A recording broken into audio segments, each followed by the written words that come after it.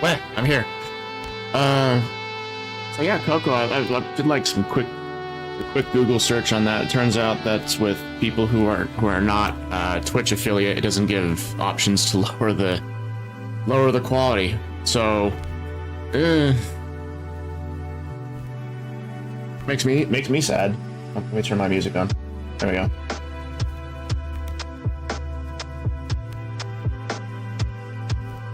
Well, anyway, we're doing more comic today, and I said in my like title that it was copy paste while I make the comic. Have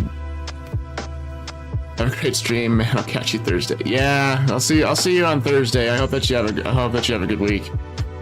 But as I was saying about the stream with it being the copy paste thing, with comics, you're trying to save as much time as possible. And I'm basically reusing some of the art in this for different panels. So let's see, we had this panel last time that we had started. We got the pencil work done for it, and now we're going to be doing the line art for it and shading everything in. And then the next couple panels afterwards, I'm going to be basically copying Kira and her father's pose right there and putting it in the next two panels. And then, yeah, I think that's basically what these panels are largely going to consist of, which I think is kind of funny, actually. I was watching the Undertale 10-year anniversary stream before coming in here, and I was like, I was getting so emotional with all the posts that people had made about how Undertale affected them.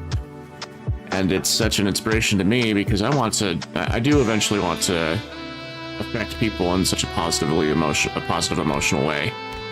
But we gotta, in order to get to that point, we gotta keep making stuff. So while right now I might not have the best abilities or like storytelling or anything like that, or even like the greatest setting or characters, but in the future, as I keep making stuff and I build my skills, I think that day will come eventually.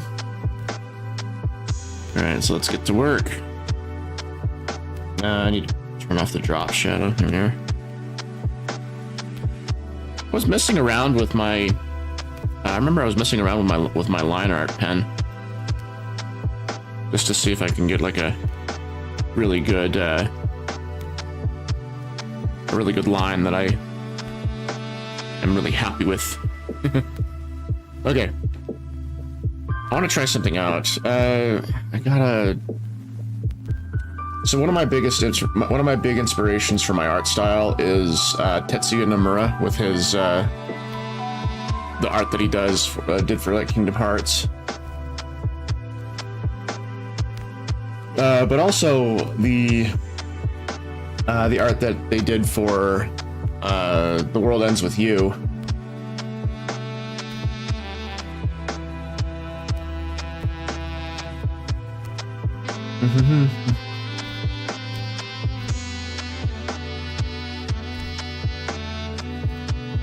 Oh yeah, before I forget, I need to increase the counter on the book deal progress.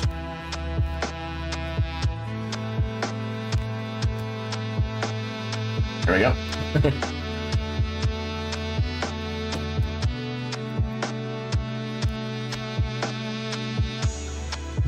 I mean, that book deal counter is kind of just a approximation of where I think the progress is at the moment, because I'm basing it off of my own like personal milestones that I've set, and those involve finishing a comic page, doing some concept art, and doing the writing for the graphic novel that I want to create. And I'm hoping that the graphic novel will instead of a single novel, it would be like a whole series.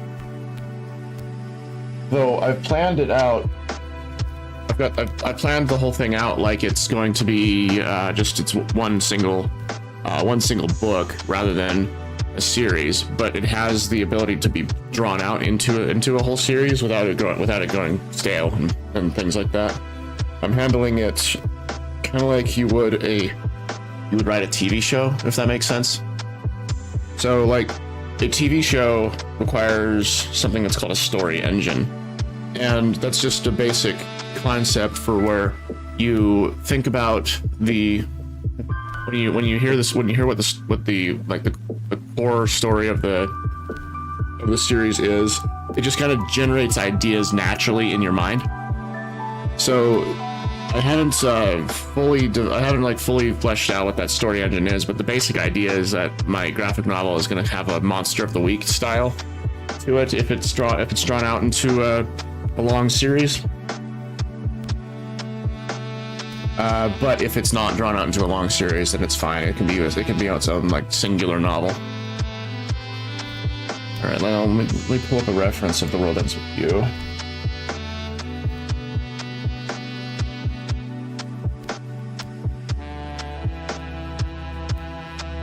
Let's see, The World Ends With You. Official art, I think I put in there.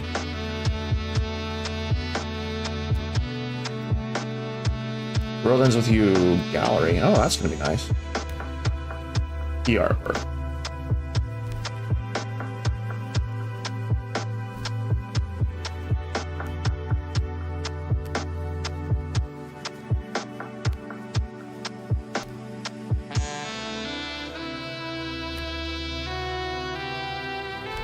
Copy image. Okay, so I'm gonna be using. There's some like key artwork I can use as main inspiration for line art and things. Yeah, those lines are just so good.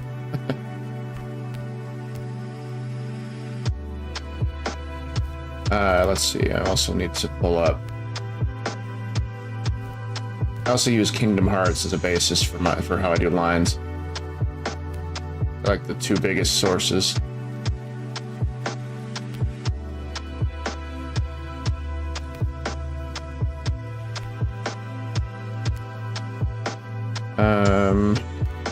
But the thing I like about World Ends With You is I just really like thick, chunky line art style.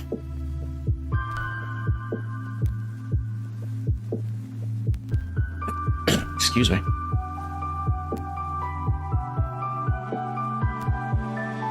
One thing I've noticed though is it goes from thin and then it goes really thick as you get closer to the roots of the hair.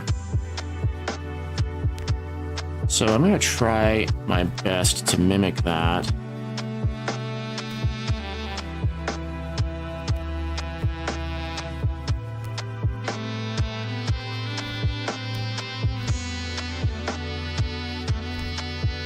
Oh, don't have the vector eraser turned on. I mean, I suppose it's basically for the best ones in most situations. There we go. I need to turn off the vector eraser for the. Ooh, yeah, look at that. That looks nice.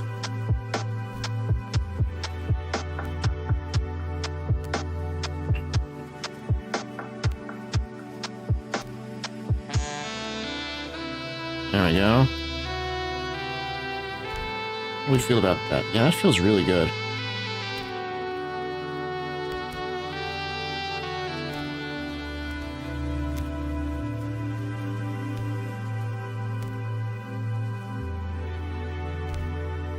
All right. Yeah, I think I'll be doing that from now on.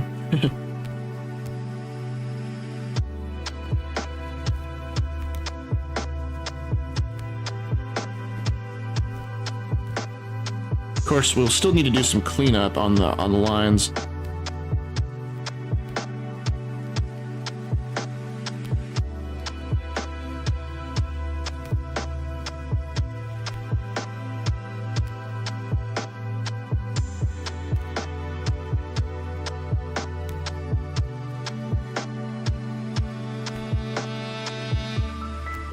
Yeah, actually, gosh, I didn't realize how much I was gonna really like that. Now, how do they handle...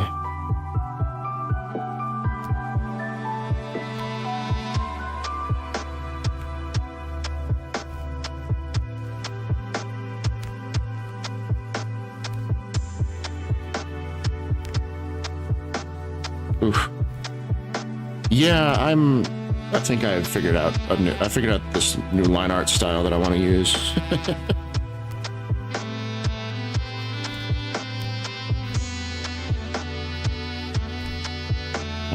That looks so good to me.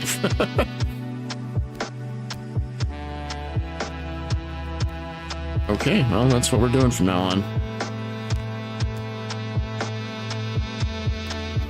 Of course, I need to make sure that when I do the lines elsewhere, that I might need to turn the stabilization up on the lines.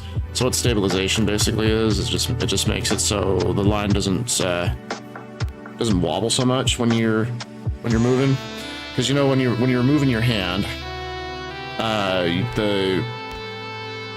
when you're moving your hand, you sometimes wiggle a little bit.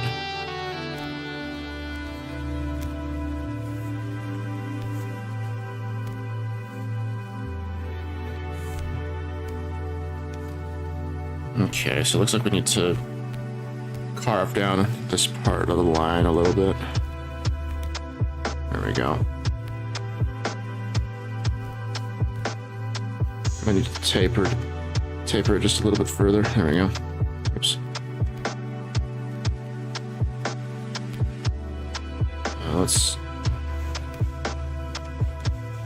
There we go.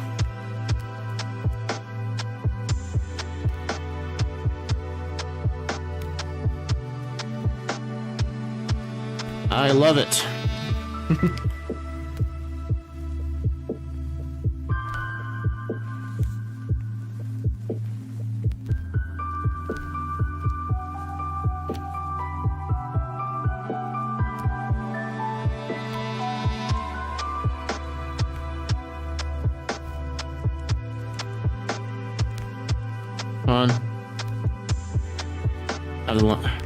Sometimes I don't like it when the line doesn't cooperate. All right.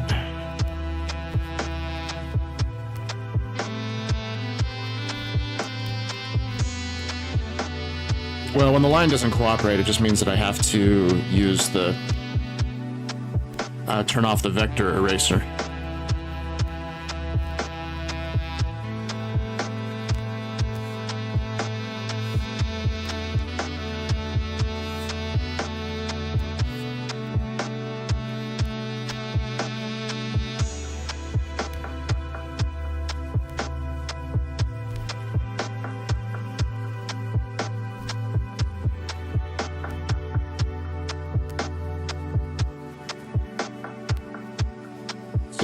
Where's the line end? Right there.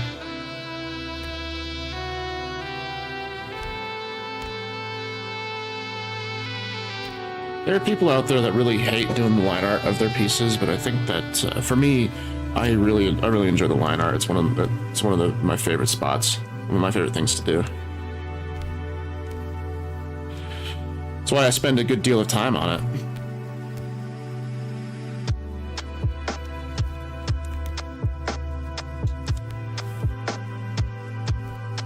Alrighty, let's get this.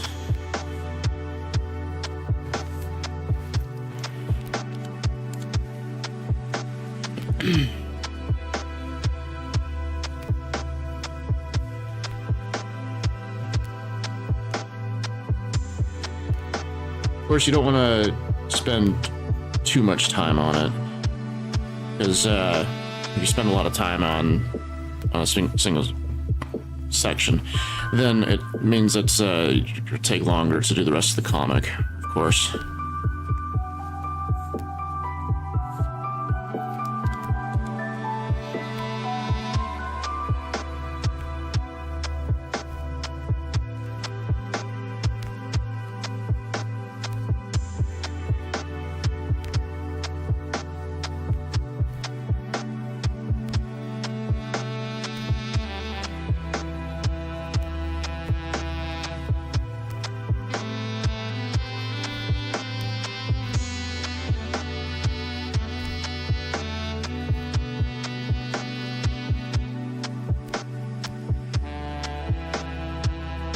Let's see if I can get a good taper on the...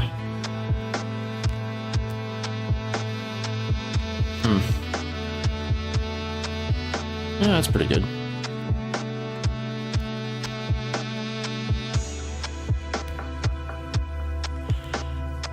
I think a secret to the good line art is just finding a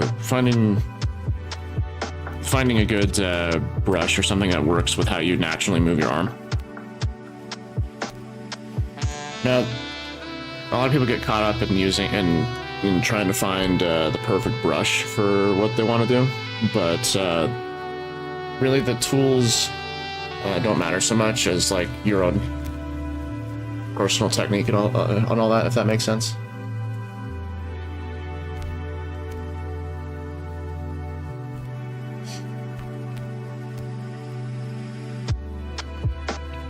All right, now we need to fill in the rest of the character really fast. Let's see here.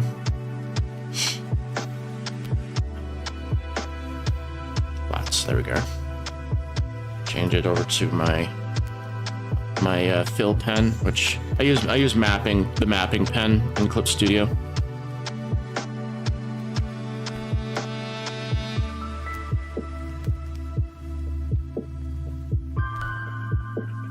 Fill in the flat colors.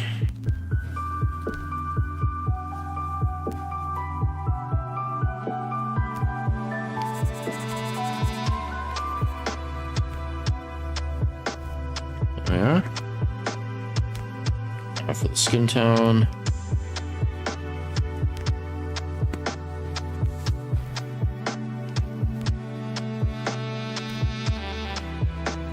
And the color of the sclera of the eyes.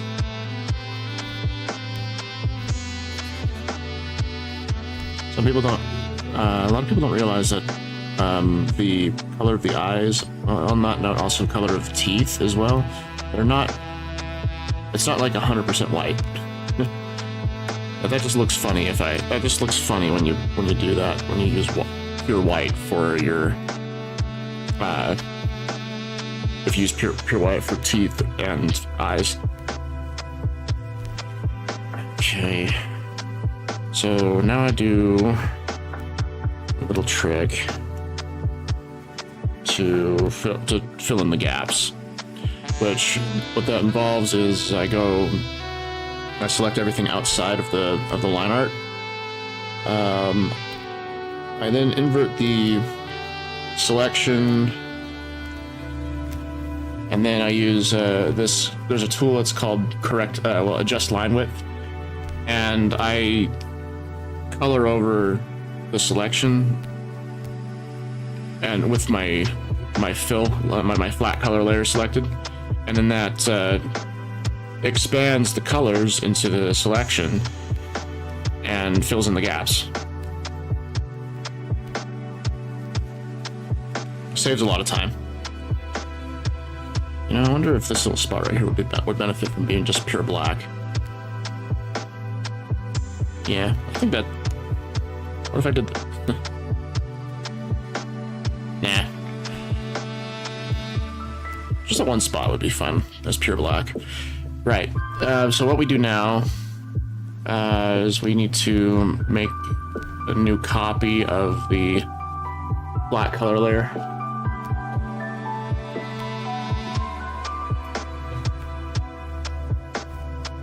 As we do that for the so what we do is we overlay the flat colors onto our shading layers and our highlight layers. It's another time saver. It just makes it so it looks like I carefully selected the shadow colors.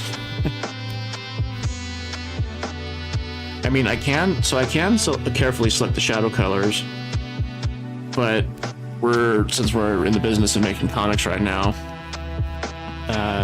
we want to save as much time as possible.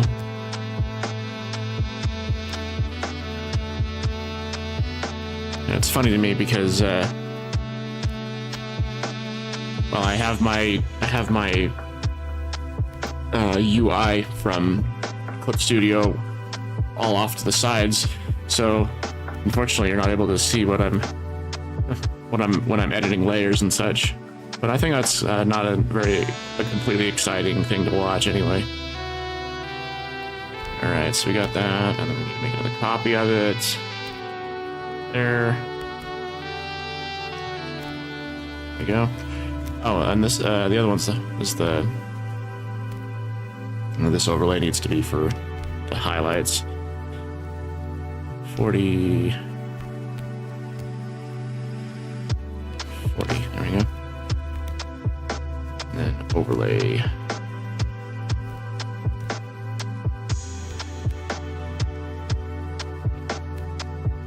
Alrighty. Now let's just delete that spot. Now we can just now we just need to fill in his head. Get my shadow color selected. I have my mapping pen all figured out, and I need to redo the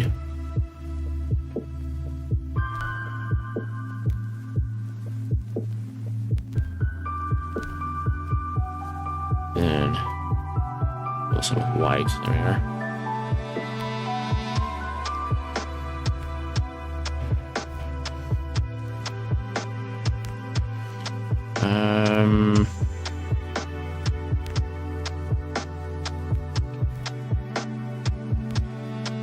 Deselect everything.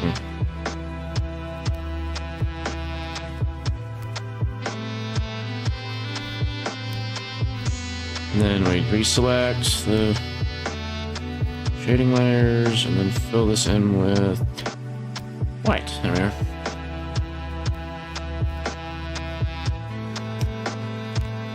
Turn off the highlight layer for now.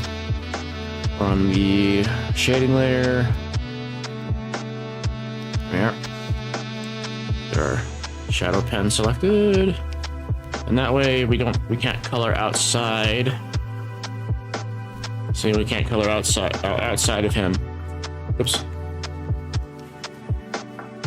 So what I need to do is I need to delete that. I need to erase this spot. Okay, now we can actually do things. The shadows, I mean the light is coming from this way, so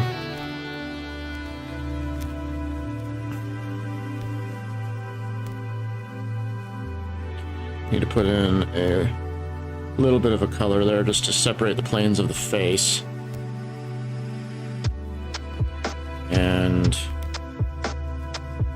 just fill that in, there we go. The shadow on his cast shadow that's onto his that goes onto his body from his head.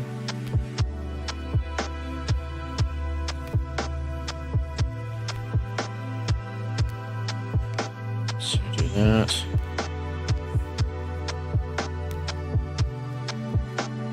Make the shadow just a little bit bigger. Yep.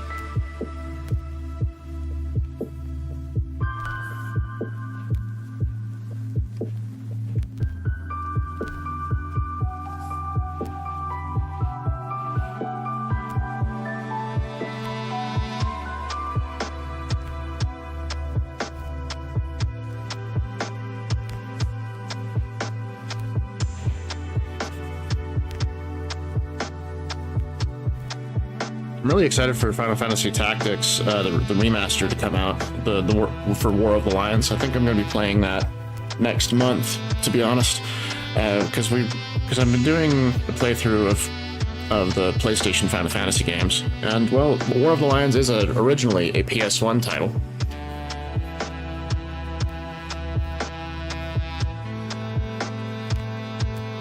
I just really enjoy the what's it?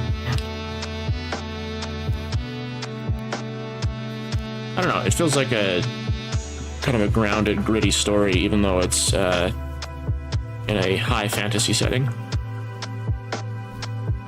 And I was almost going to say that I like it because it's of the political intrigue that's going on inside of it, but people, when they hear about political intrigue in a game or in a story, they immediately start thinking of Game of Thrones. And then the other problem is they start to associate political drama in a story with having a lot of talking, and it couldn't be further from the truth, actually. Because even in Game of Thrones, when there were a lot of politics in it, there were a lot of things that the characters were doing other than just sitting around and talking. All right, let's put some shadow on the nose here.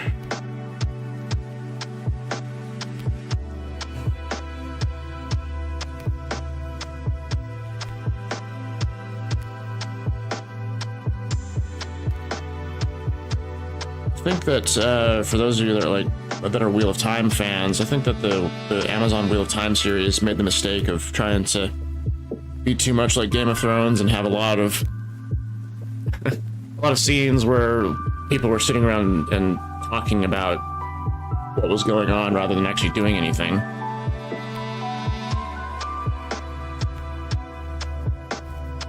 Let's make sure we have part of the back of his hair lit up.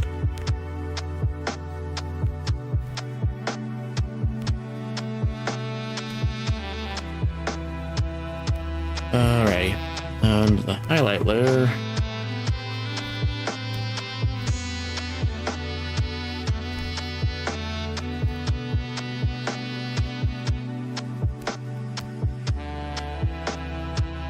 Let's see, is that what we were using?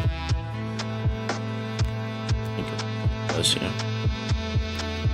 All right, so we're doing these highlights because they separate the character from the background. Except I don't think that.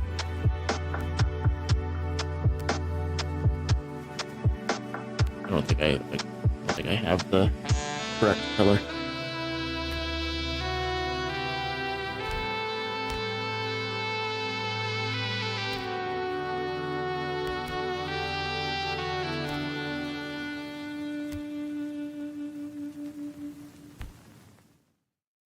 All right, let's change that back to hard light.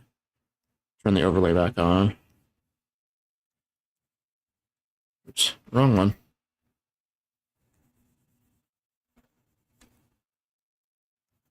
There we go, that's what I wanted.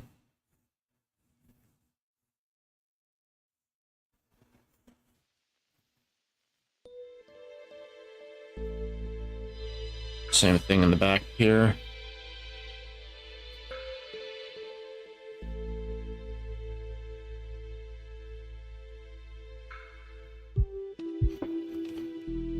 Yeah, the goal of using those highlights is just to kind of separate the characters from the background layer.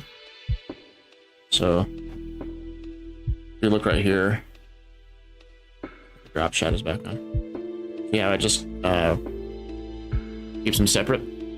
So if I turn them off, it just they sort of blend in if it's not there. Okay.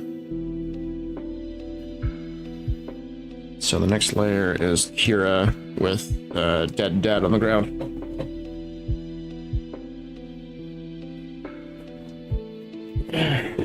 Yeah, remember how I said it's basically copy paste? So we're just going to take the entirety of that frame up there.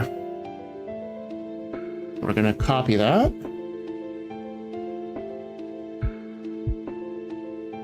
And I need to scoot down. And oh wait. Maybe I shouldn't do it like that.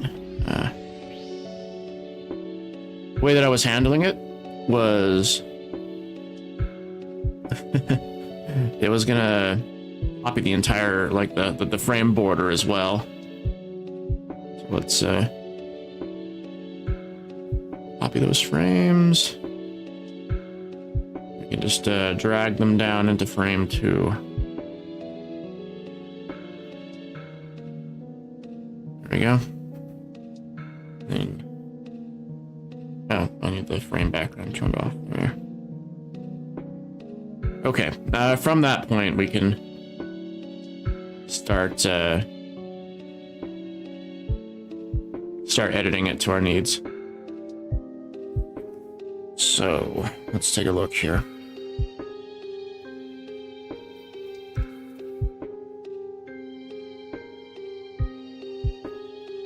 So since I'm editing a whole bunch at the same time, it's...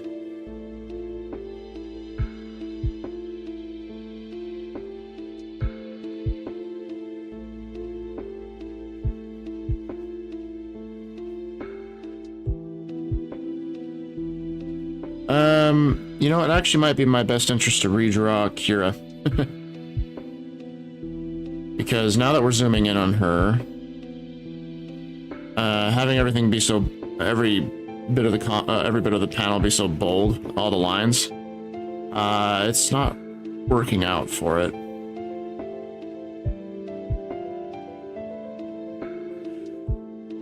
Well, I'm gonna keep them in the frame. Let's apply the transformation. And what we can do instead is we can have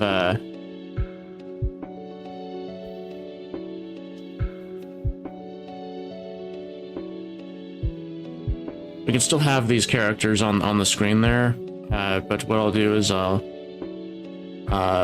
use them as like a sketch. I'm thinking out loud here and what I want to do, so we'll figure it out in a moment. But right now, what the background needs is it needs to have the lines, the line width taken down to a significant degree. Alrighty, so let's narrow it down. Let's try 5 and see what that looks like.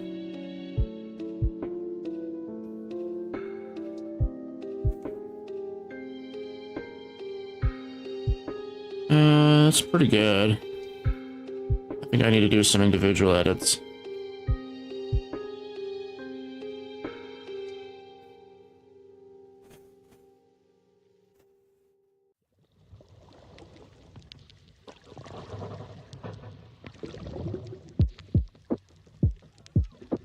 Take this down. And from the looks of things...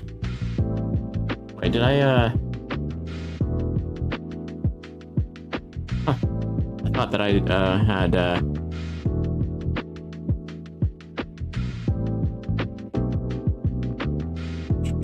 thought I had, like, a multiply layer on the backgrounds, but I guess I didn't. I need to put the character in their own layer. I mean, their own folder, I should say. Some more folder management. And so from what it looks like, I still need to reduce the line width in some sections.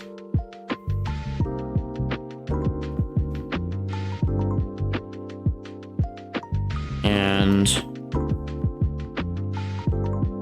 do my best to fill in the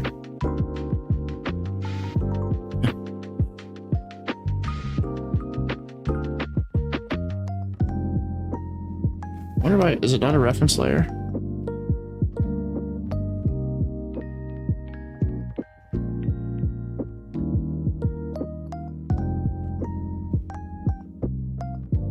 How is it not? Okay. Oh, I think that frame 2 is not also a reference layer. There we go, that's what I needed. So, basically what we need to do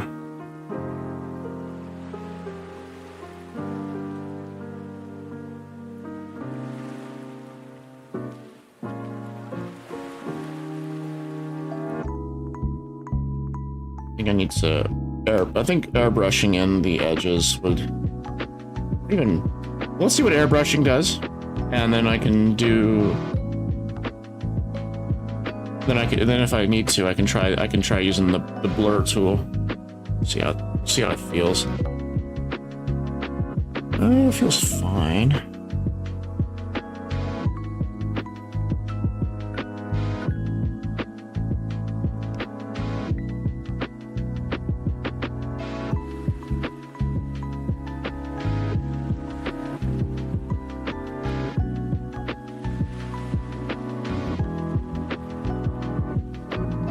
Looks like airbrushing is going to be the best thing I can do for the edges.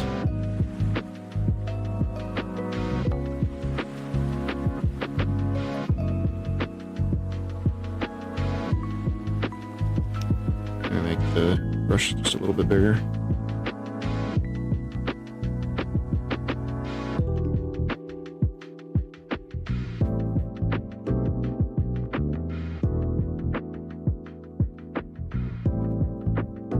It's pretty interesting in other sections. I need what I think I might need to do is whip out my texture brush again to texture at the edges of the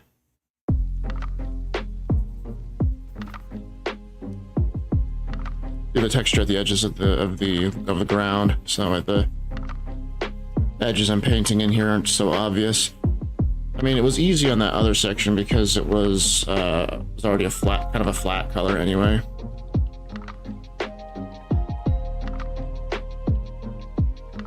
Let's see, we'll do that color.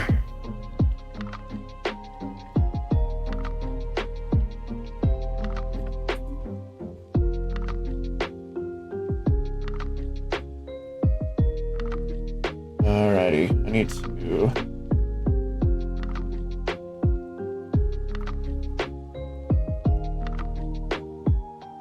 I had to turn on Do Not Disturb on my Discord.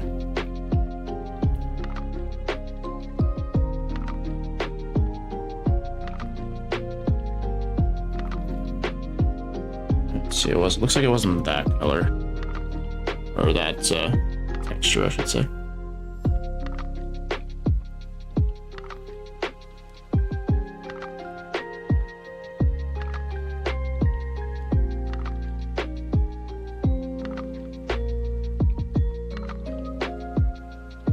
Alright, so now we need to airbrush the bottom of the trees. I think even the outsides of the trees need to be airbrushed too.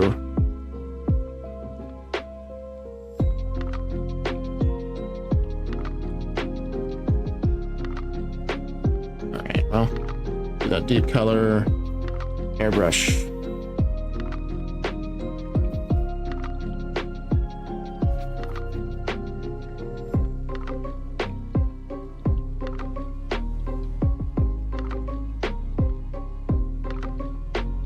You know, even though this is a decent amount of work to do, it's still not nearly as bad as if we had to redraw a new background. There we go. Just make sure that we're covering all the edges. Alright, so it looks like we do need to, I think that for some spots we will need to do the blur tool.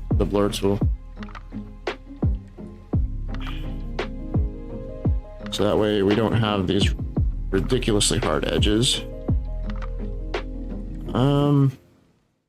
Though the problem that's coming out from this, from the looks of things, is that we're getting a bit of a halo effect going.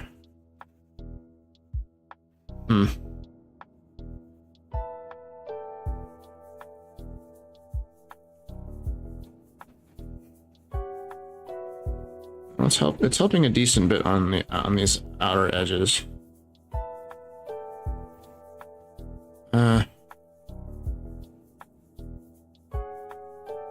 Well, it'll help up around these lines. These upper lines that are that are more similar color to the trees. Still, it's not. I don't feel satisfied enough with that, though.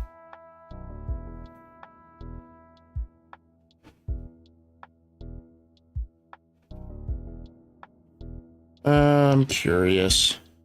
What happens if I thicken? Nothing?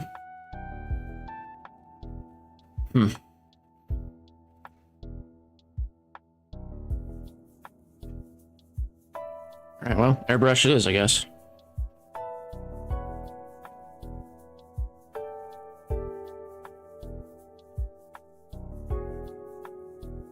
We'll just have to adjust the color according to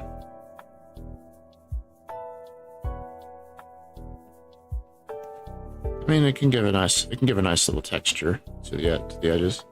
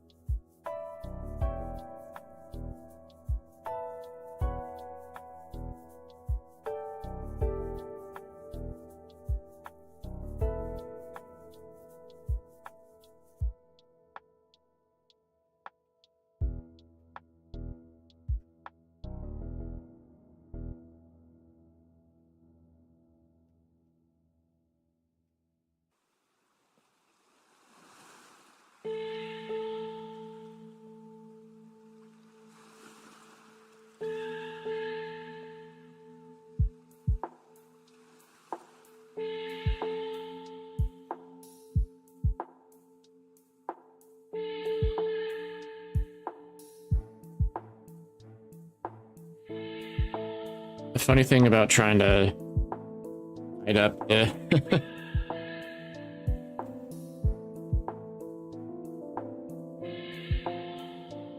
hide up the seams, I guess we can call them seams, is it is taking a decent amount of time to do that, so that way we don't have artifacting on the edges of the trees from when we resized everything. We're just gonna smooth out some of the gradients. But at the same time, I guess the good news is it makes the background look a little bit more textured and hand painted. Well, that's because it is. So I am hand painting it right now. Let's see, we need to, well, we're still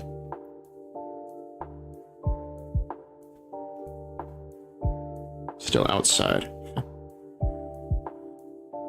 All right, well, let's repaint the tree, or the outsides of the tree, I should say.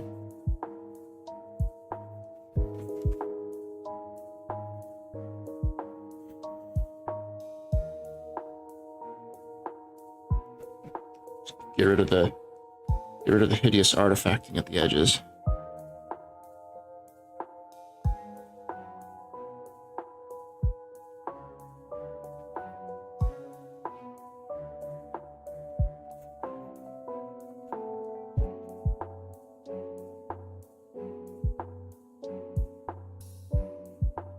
I know this is the most exciting art stream ever because I get to watch me paint trees.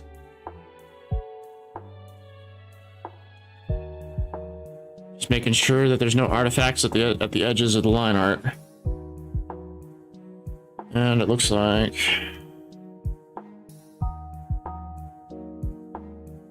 there's a little bit of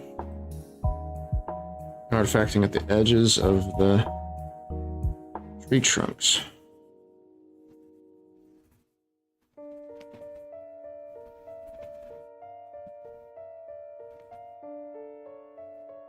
Make sure that they blend decently.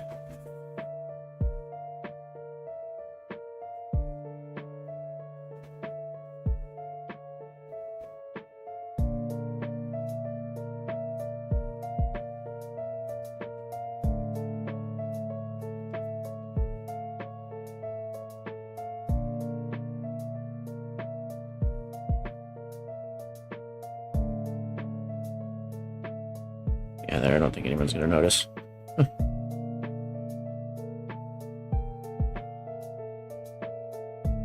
Alright. Hide the marching hats. There we go.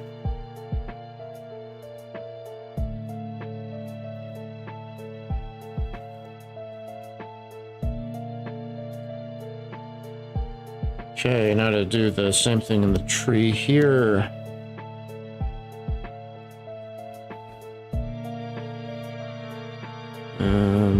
That was waiting. There we go.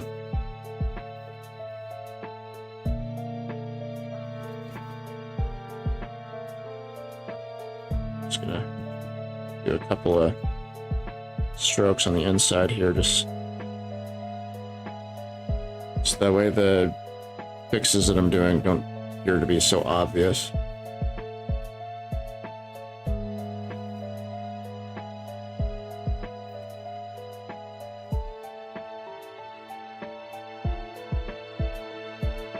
Gosh, I didn't think that there'd be so many problems from blowing up the previous background. So that way we could repurpose it. Now I'm fixing all the paint at the edges of these lines because I had to make the lines smaller. Because when we blew up the background, it made the lines really big and it didn't look very good. So I had to resize the lines, and then we get this like this artifacting at the edges of the lines where I made the lines smaller.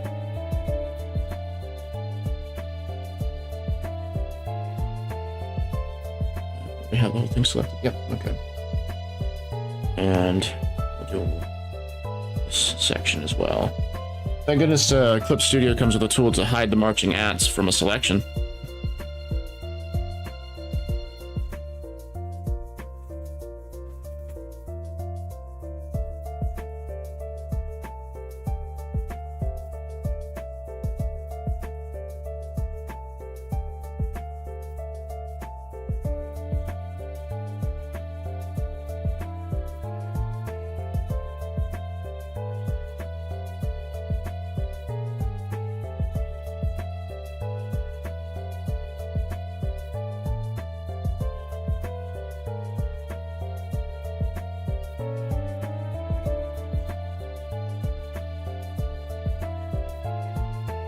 The silver lining that comes out of this is it breaks up the visuals of the background, so that way it's hand painted instead of just one solid gradient.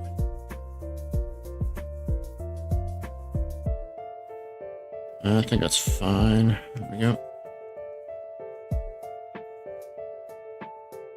Come on. Do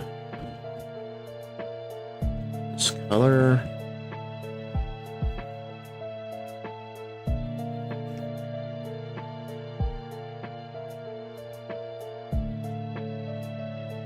Starting to look better.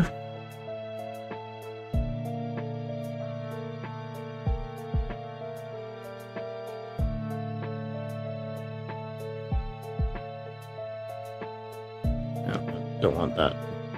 I want it to be darker underneath the tree.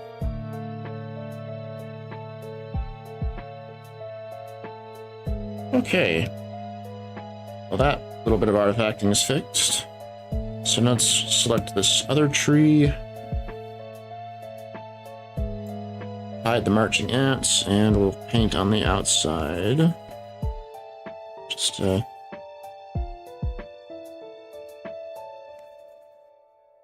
get rid of all the artifacts.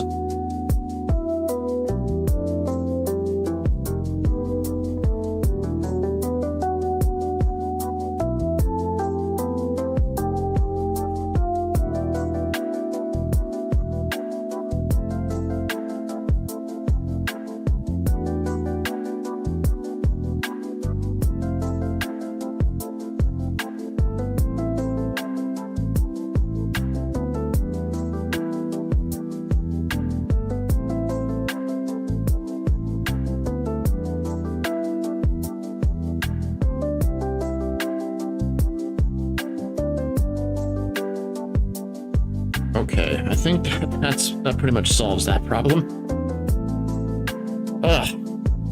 Man, I was worried that it'd be really difficult to fix that.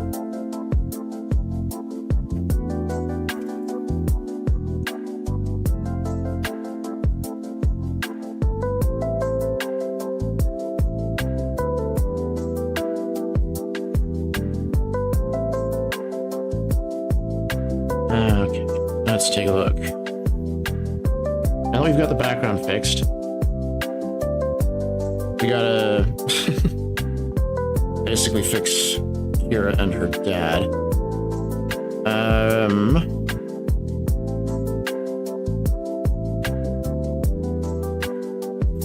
So let's quickly select what's in the frame. There we go. Go to the character layer. Invert selected area. I think we can just delete everything outside.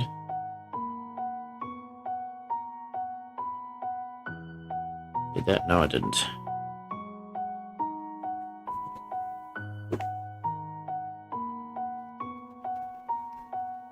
Let's try that again. Okay, now that we have that, let's select everything in the...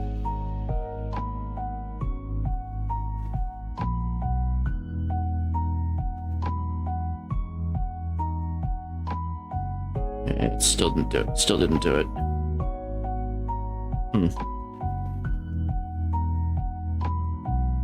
So I want to get rid of everything that's outside of that layer, but it's still keeping that information.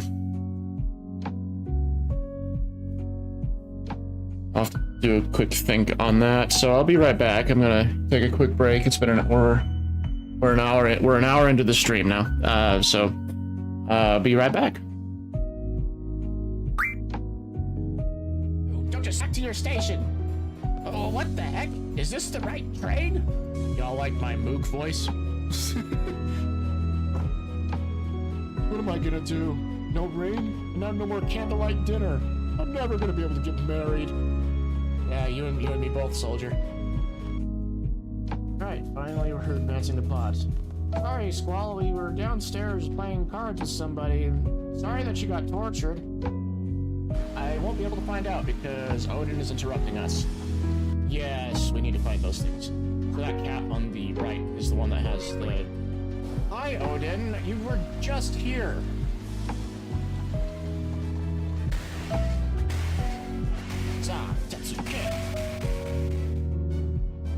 We want to fight these guys, and we want Quistis to be the one that does the first strike. No, Odin! Alright, so we want Quistis to be... No! Odin!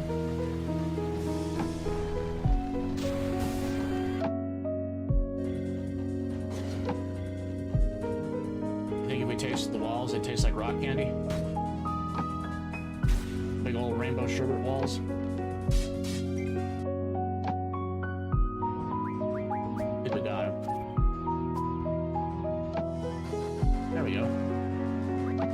This lady has anything good.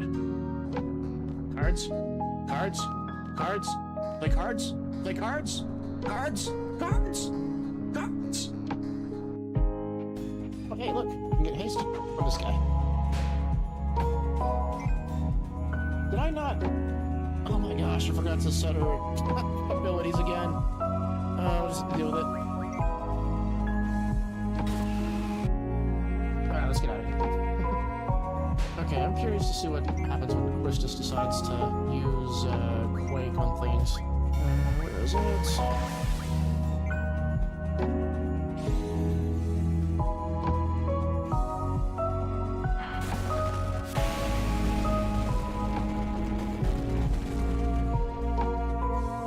Holy shit! Oh, there's like bullet marks all over the wall. There's the funny explanation for what's going on right there, and then there's a dark reason for it. I guess I'll leave you to decide which one's which. Okay, we win another one. Be happy, dude. We're making you rich, even though we're robbing you of your cards. Because, you know, a jailbreak should be profitable, right? It's the mean guy. You know he's the mean guy because it says he's the mean guy. It's the mean guy again. Yo, who do you think you are? Yeah, you big meanie. Stop that. He's so mean. Yeah, because he's the mean guy. Didn't you read his name? Running in circles. Delete it with death. Or we can just knock it down. I'm not sure if we have the... Oh, I forgot to look in the other... I do. Yeah, we'll play cards. Did I go the wrong way? I might have. I hope I didn't go. Oh, I did go the wrong way.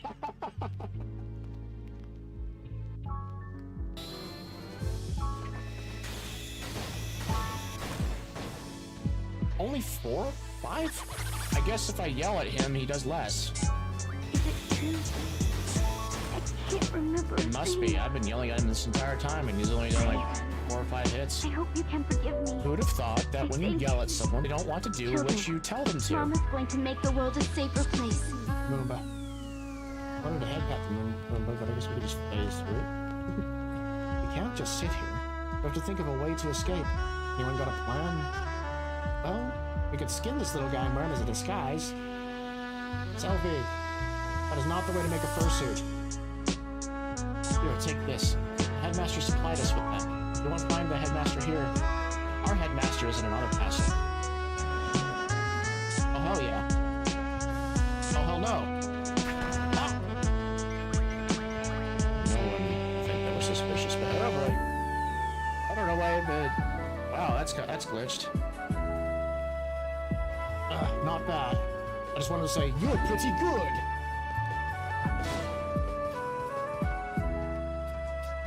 I lost. You're not pretty good. Just treat it like a car. I'm curious. He goes, nothing. Drive it like you stole it. Destroy everything. To be fair, I'd shut down if I was repeatedly hit in the face. Girl would have felt We're under something tight security from now. those words. Don't be walking about. Yeah, sure you're on tight security. That's how we were able to steal the uniforms and find an ID card lying around and just get inside the like a top secret military base. Not a single brain cell. I'm back. Well, so looking at Kira and her father there, I might actually end up redrawing the whole thing. Well, no, actually, I won't need to do that. What I can do instead is I can delete all of the. Yeah, what I can do is I can delete all of the other layers. The flat colors and the shading layers. I can. Yeah, then I can take down the line thickness in a lot of the spots. But at the same time, that doesn't work. I mean, so in this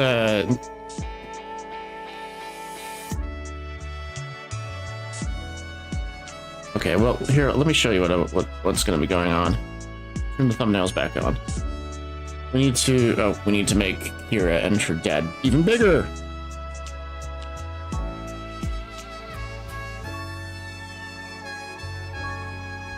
All right, well, let's make the layers even bigger.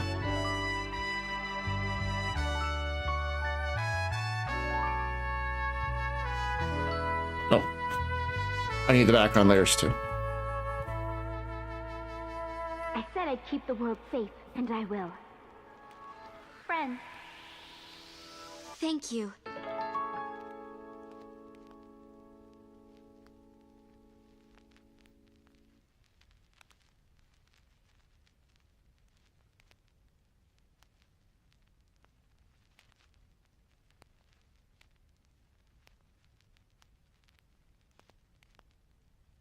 Yeah, we'll put it like that.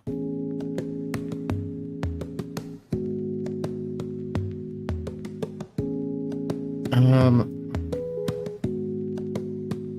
a minute. Uh-oh. Code Studio just freeze on me? Okay, good. I was worried there for a moment.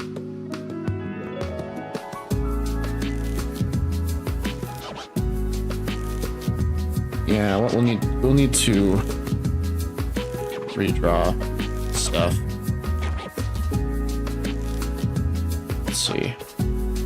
The character layer.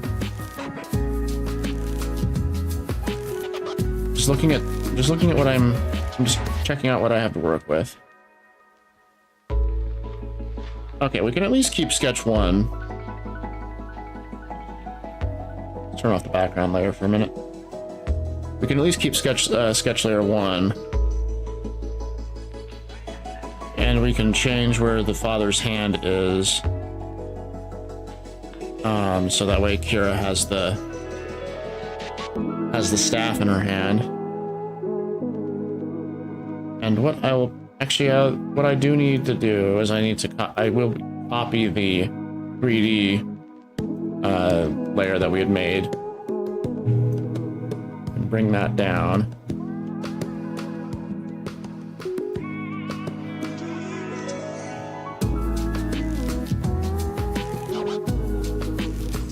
Turn this on.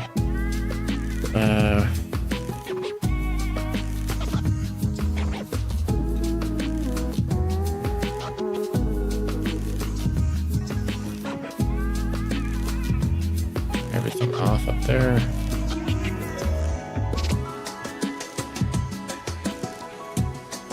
Hey, where did it go?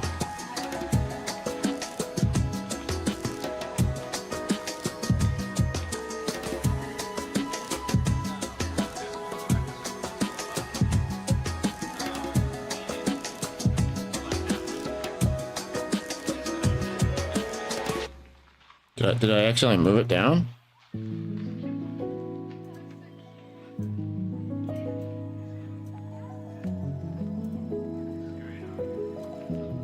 Oh, I did.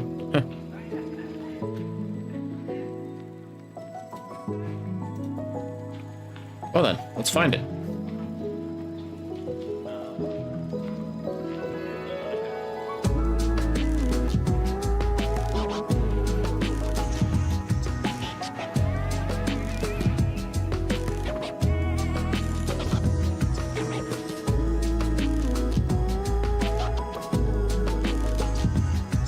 And what that basically means is we're gonna have to move the zoom in the camera. Wait a minute.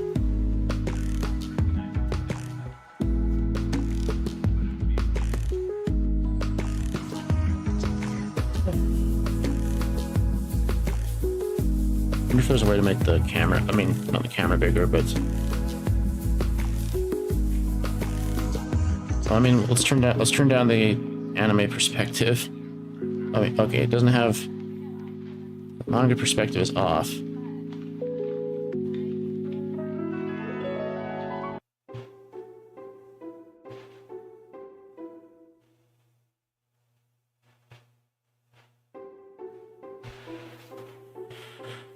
Alright, well, what do I have to work with?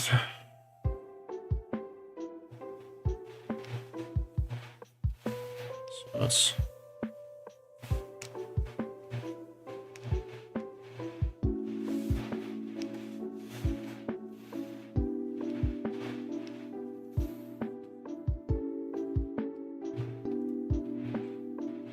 Why does it put my tools all the way at the bottom?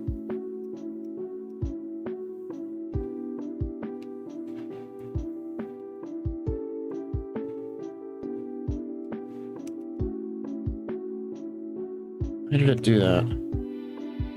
Okay.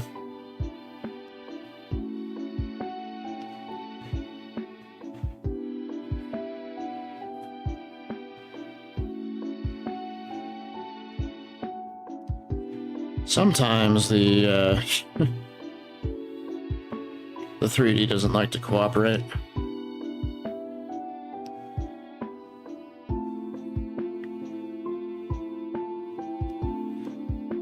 Camera position. Oh, center the object. There we go. That's much easier to work with.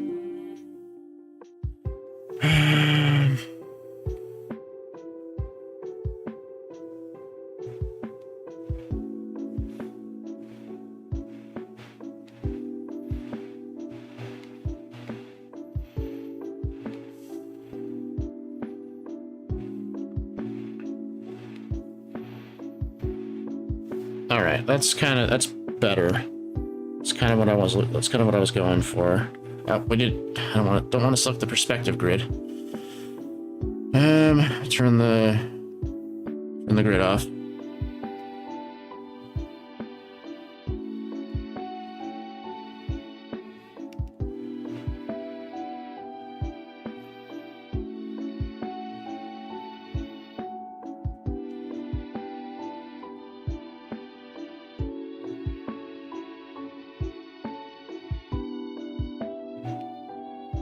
Alright, we need to change the perspective again. So it was like somewhere like 60 or something like that. Well.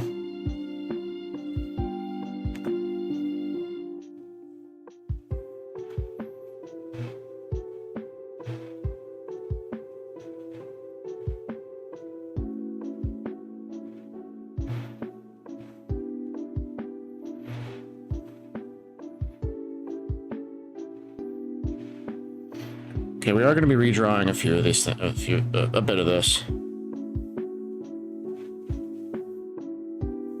Let's move the hand forward some.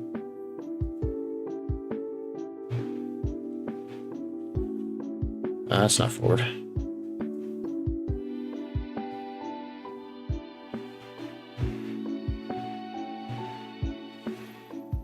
There we go. What I want is I just want to have the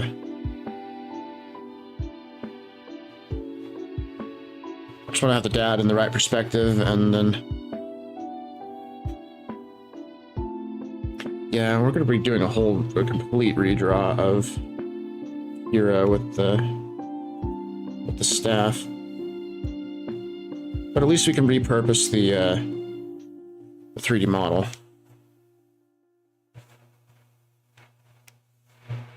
Move our hands forward just a touch.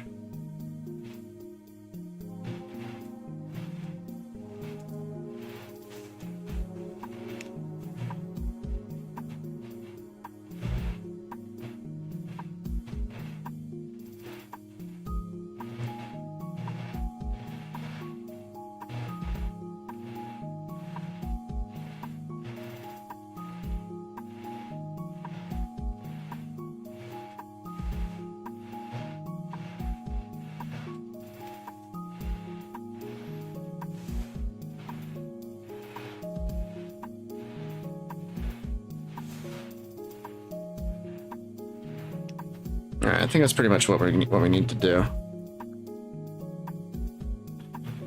Let's see, is the okay, the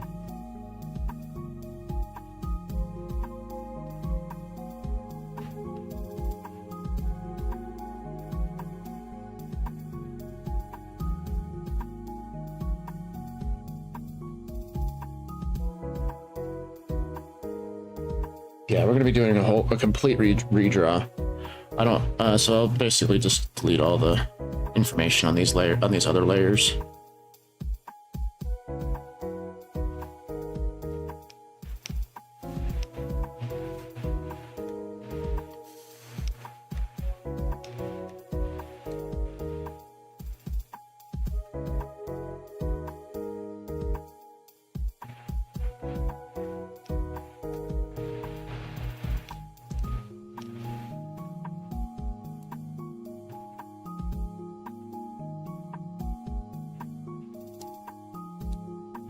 And we'll delete the what's on SK1. So we'll start from scratch. Donna, hello, Weasel the First. How's drawing? You're closer and closer to the grand number of 30 followers. I am getting really close to that. And when we get to 30 followers, I will do a free doodle stream for the followers.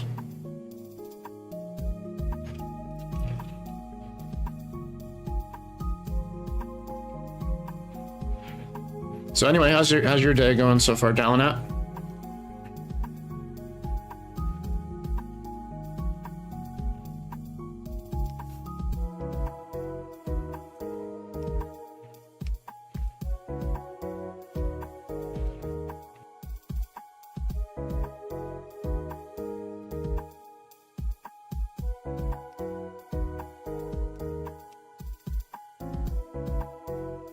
Day's going all right so far? Nice. Anything that you're excited to do this week?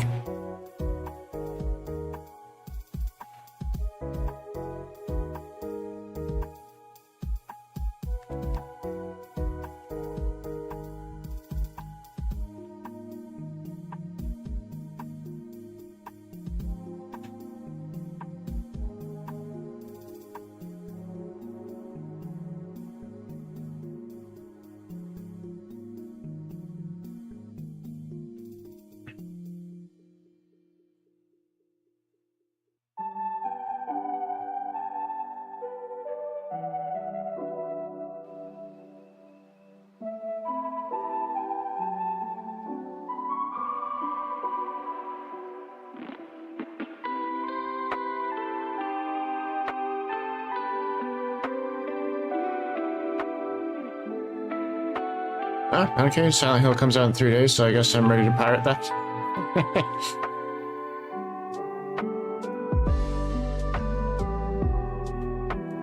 Yeah, I remember.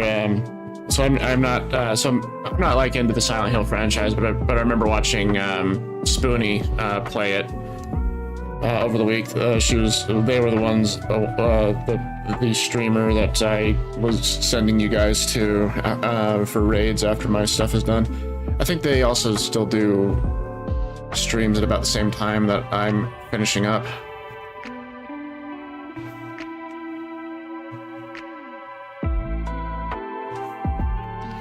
Yeah, in my case, let's see. I've been playing a little bit of Silk Song, the Hollow Knight game that everyone is playing right now. I'm not very good at the game, but I'm playing it.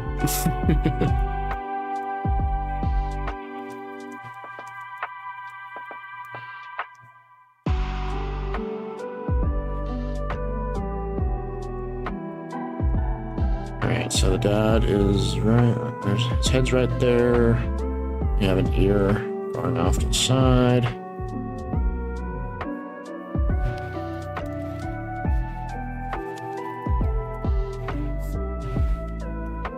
And some of his hair.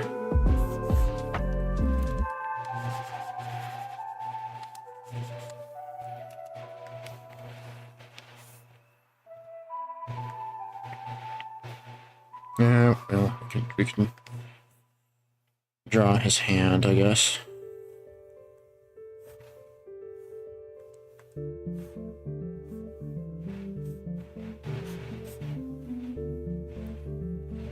And do that so we can avoid a tangent on the hand.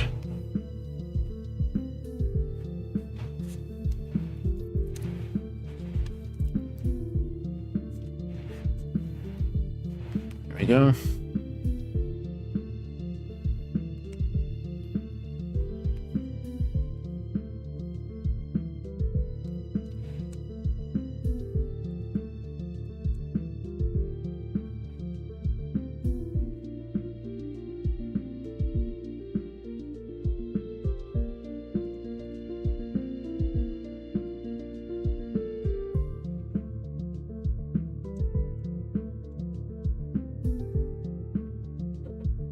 Okay, and so we're not really seeing his face anymore.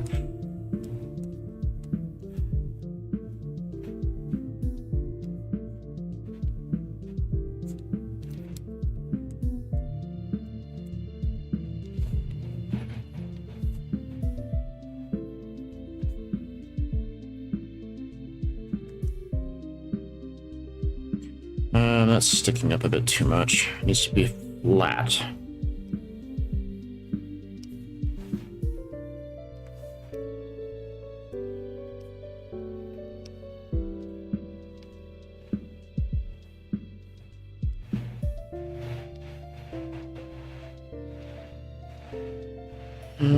Something like that.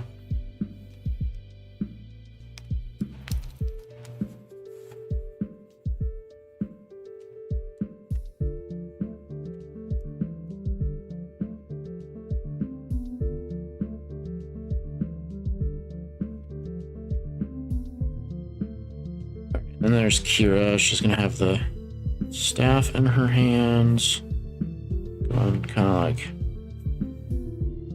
that way.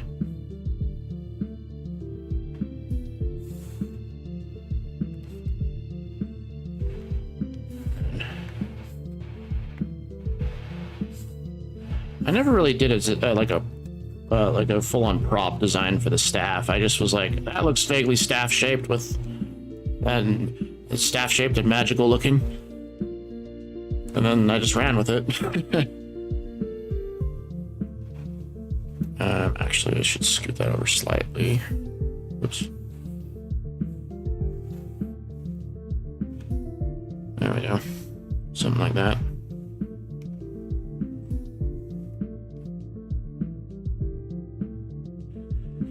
Alright, and then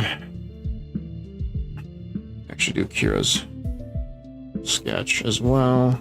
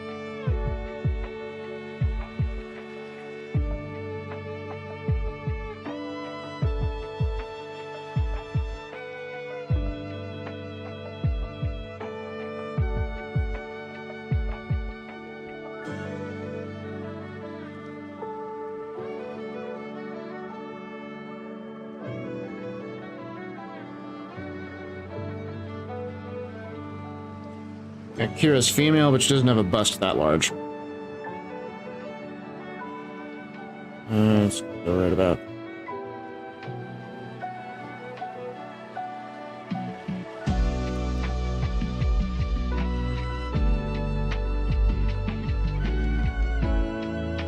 So it's gonna go kind of like that.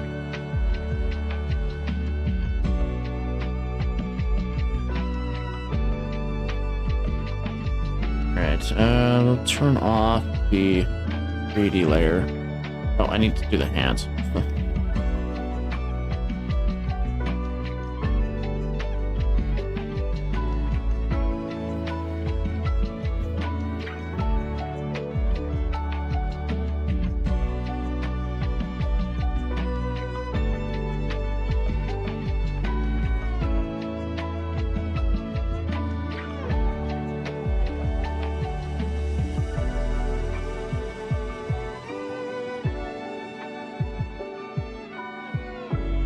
Bro turned the life against his character by this move. Nah.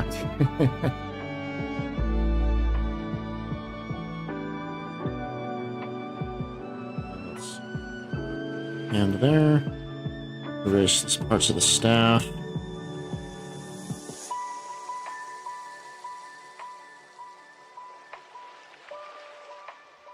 Okay, now we can actually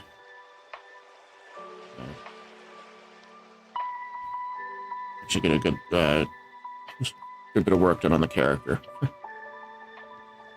Now we've got the basic shapes drawn.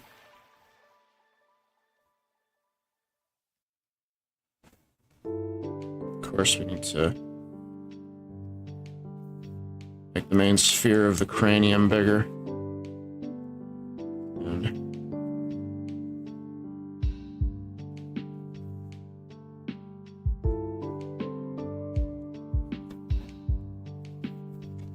And round it out in some spots.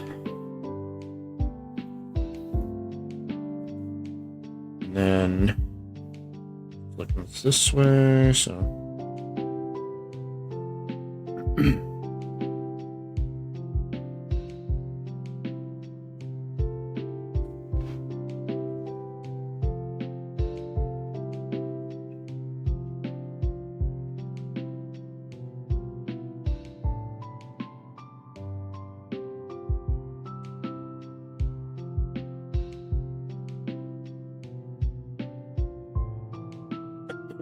Get the jawline drawn.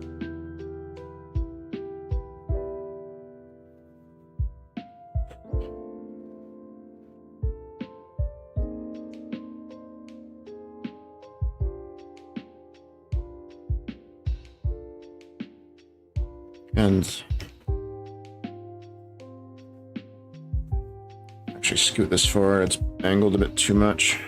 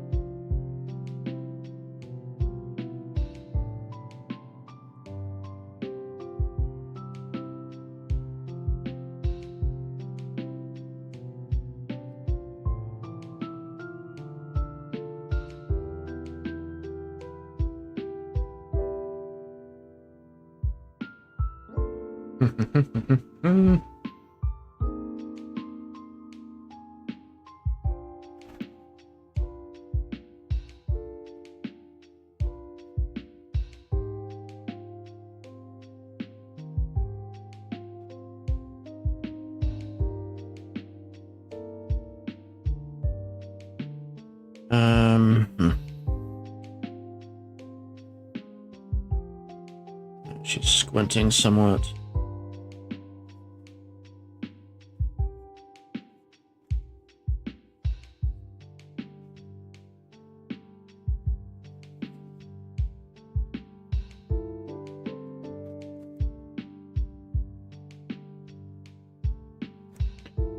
All right, well, it's time to do my favorite thing. Look up an anime crying face.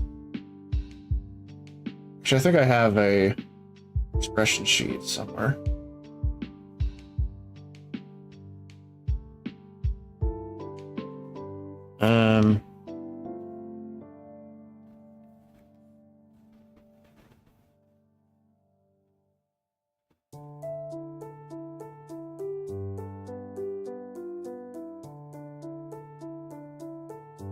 Actually, I can't seem to get that right.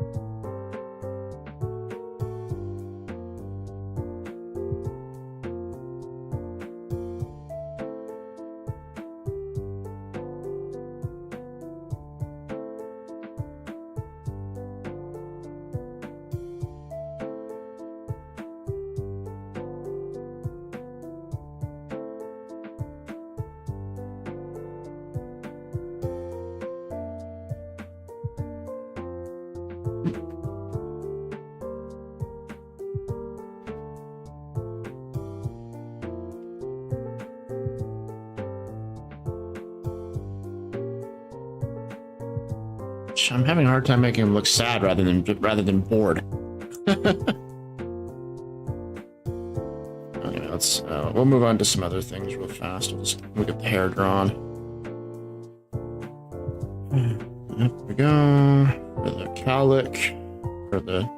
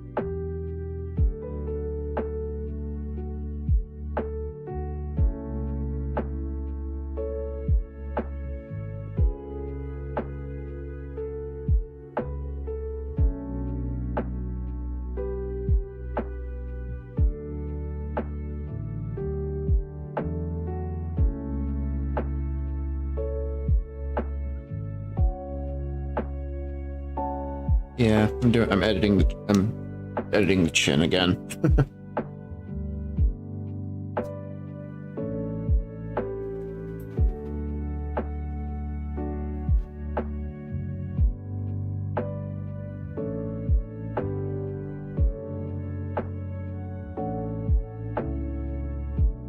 Yeah, actually.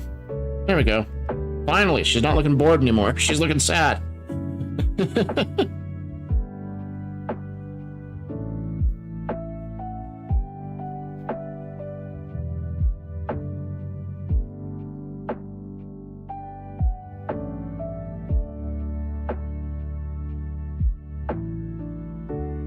Just had to stretch the mouth further.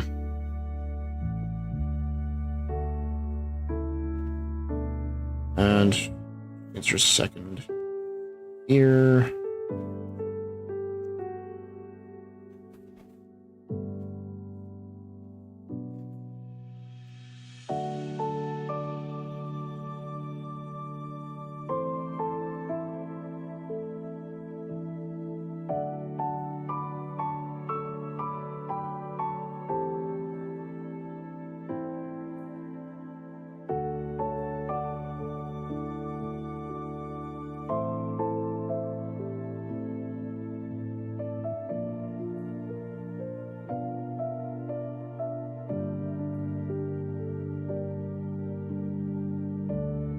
That could all just be one shape there. The hair.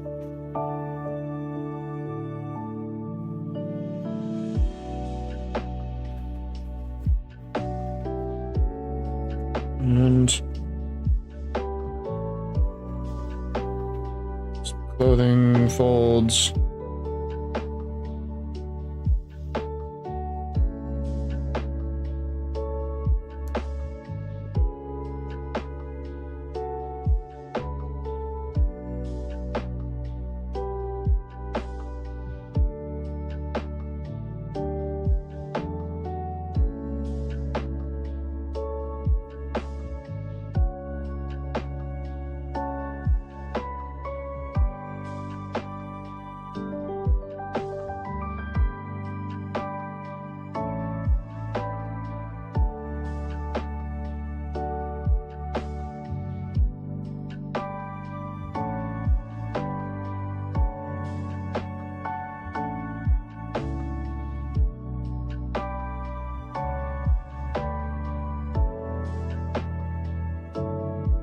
Let's see, actually, the dad had a cowl.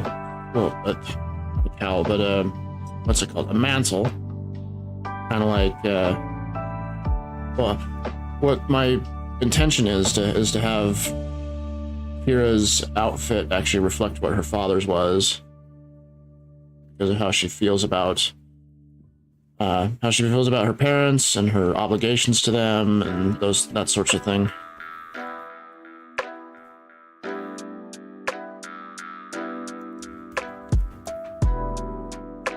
need to kind of show it, dip it down.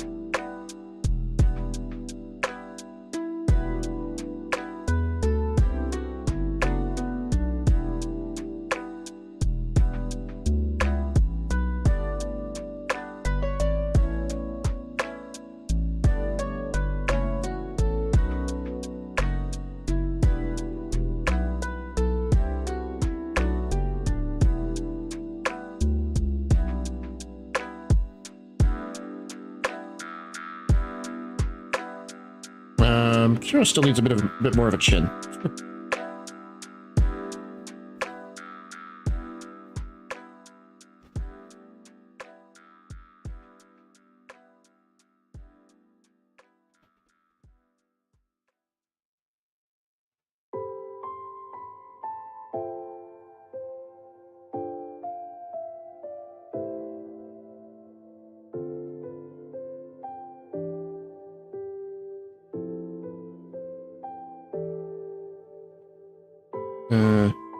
Add tears just because.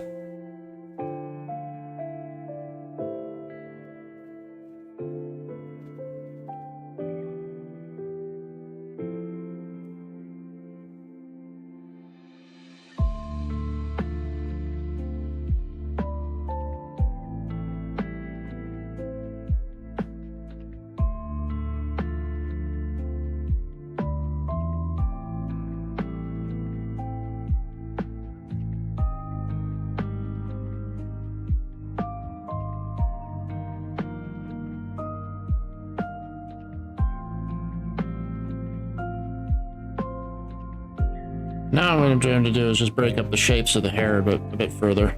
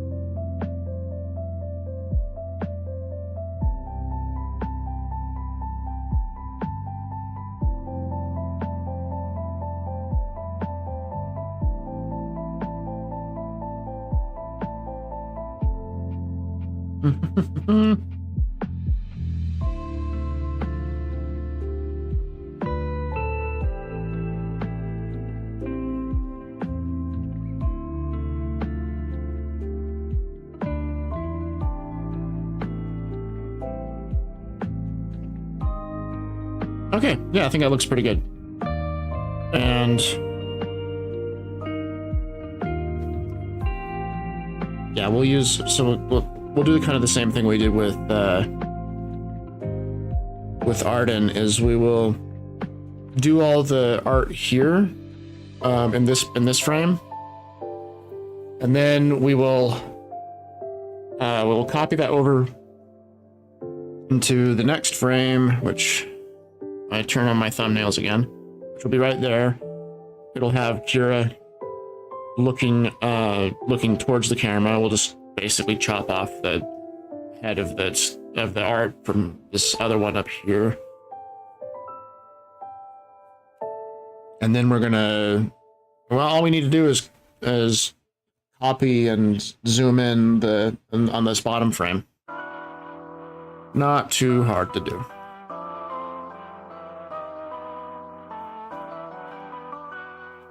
Let's turn off the thumbnails again.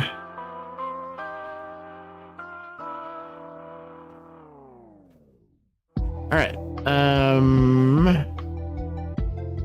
Do the blue trick. Transparency, so that way I don't accidentally color it. Don't actually draw inside that one.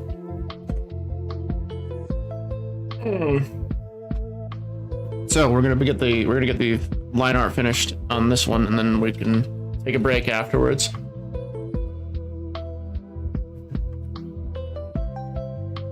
All right. Go back to my reference for the line art that I like.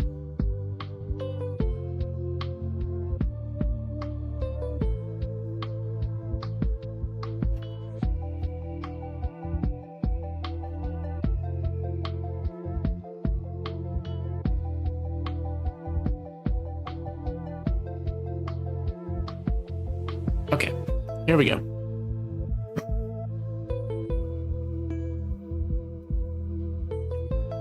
Probably be a little bit thicker with it.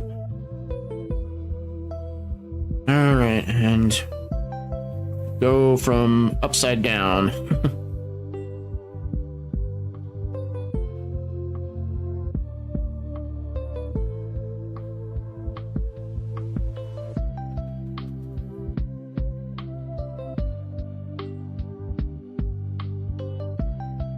make sure my vector eraser is turned on.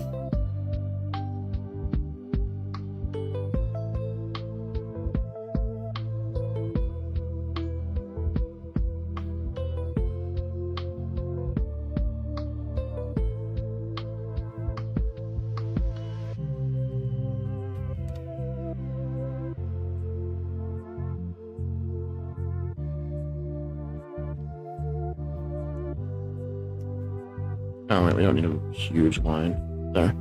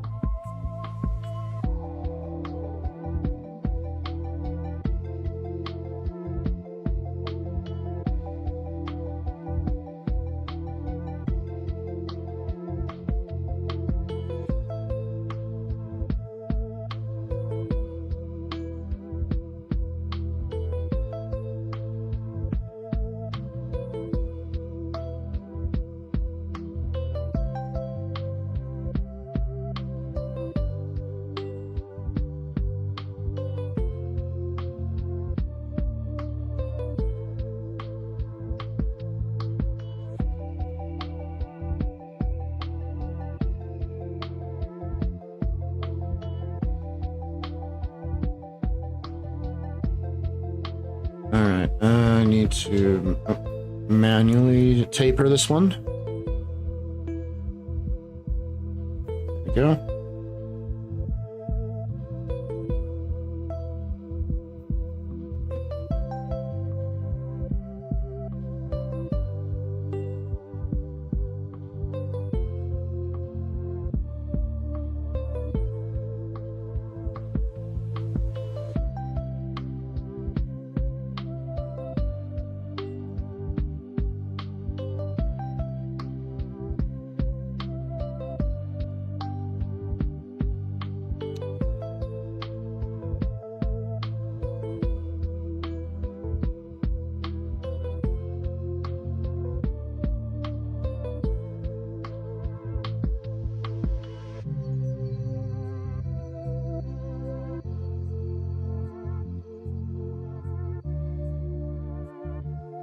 Come on, come on.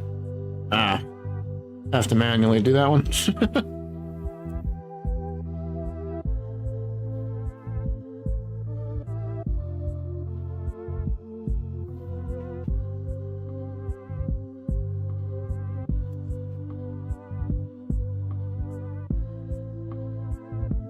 Oh, I need to.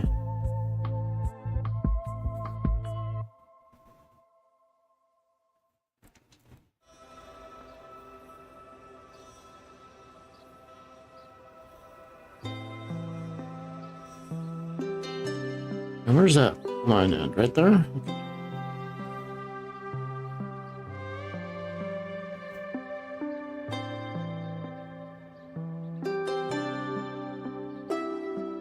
Okay, we gotta remember that the lines don't need to be absolutely 100% perfect, they just need to be good enough.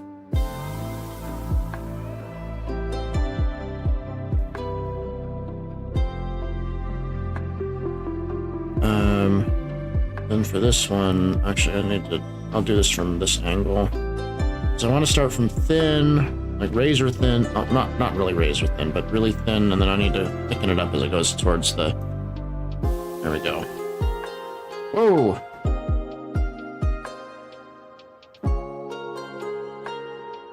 Looks like I actually have vector eraser turned on for the line art tool. The vector eraser has to be only turned on with the eraser tool and not on the actual pen I'm using. Alright, so thin, we'll go to thick.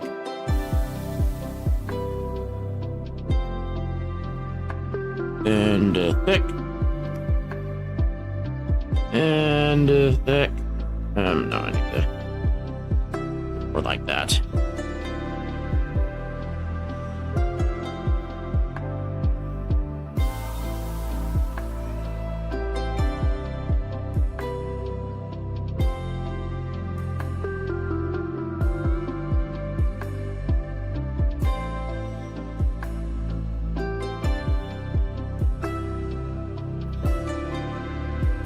and thick and thick.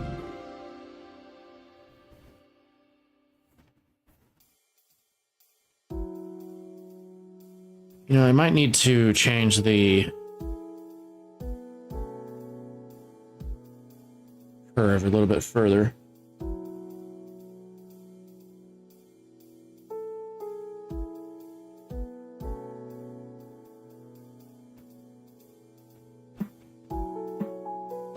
See how this feels.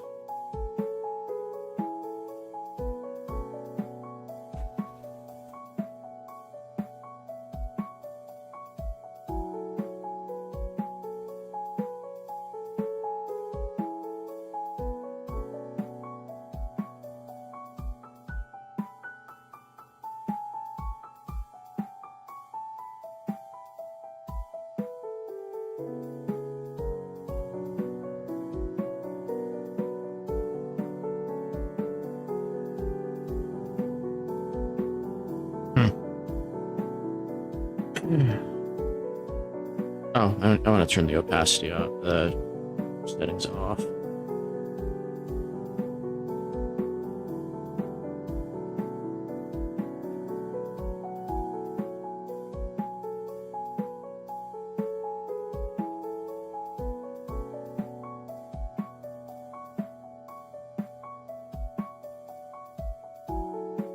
Yeah, this feels. Alright, let's actually draw some lines and see how that see how they feel together.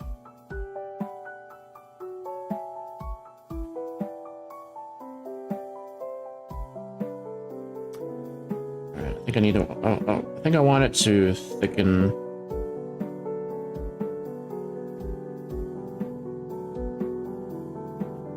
Like that.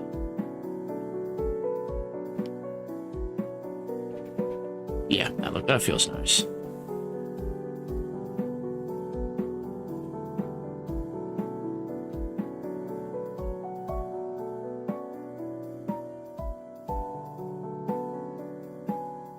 Alright.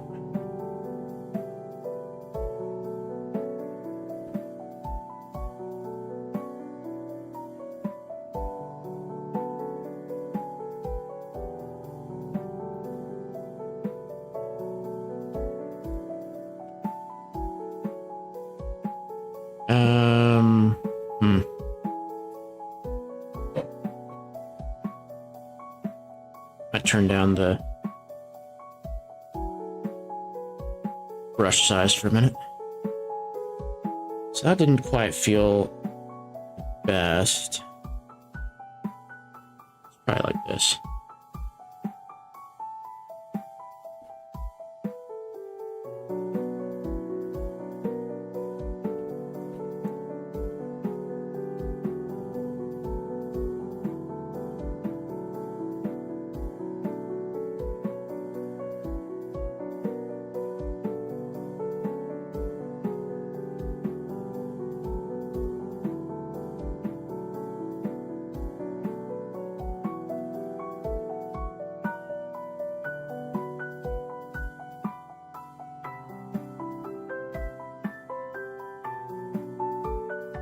Yeah, it feels a little bit better.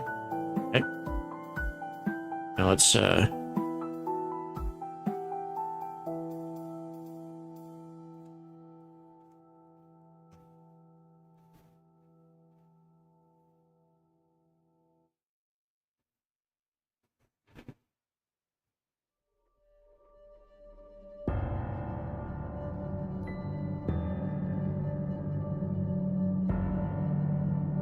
I've been incredibly experimental with my line art today.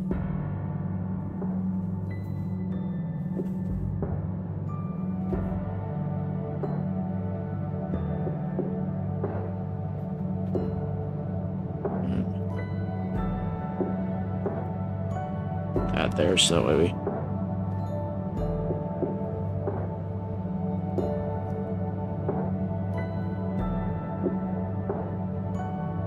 Upside down again.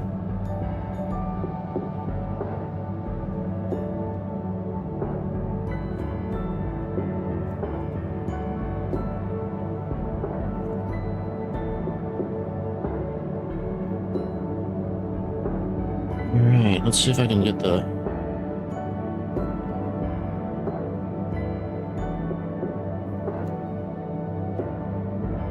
I will have to manually adjust some of the spots on the lines.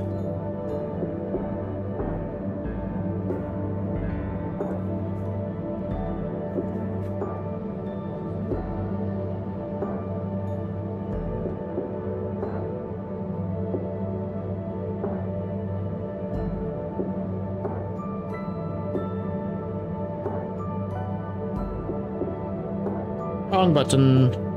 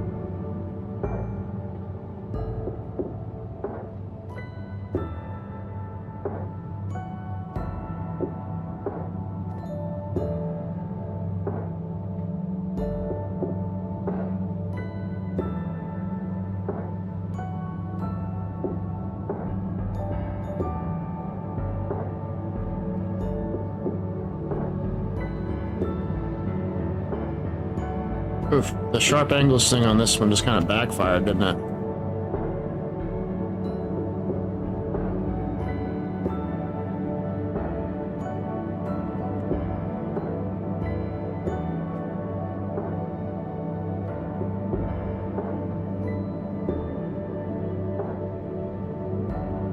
I mean, it didn't completely backfire, but it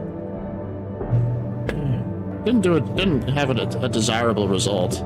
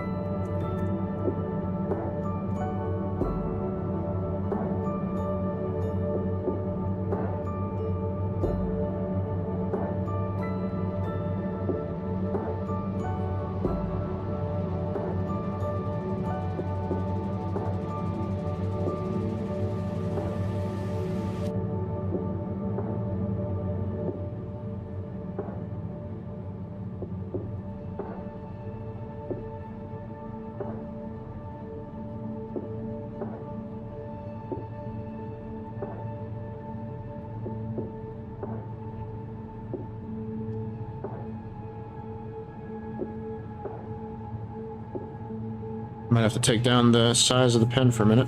There we go.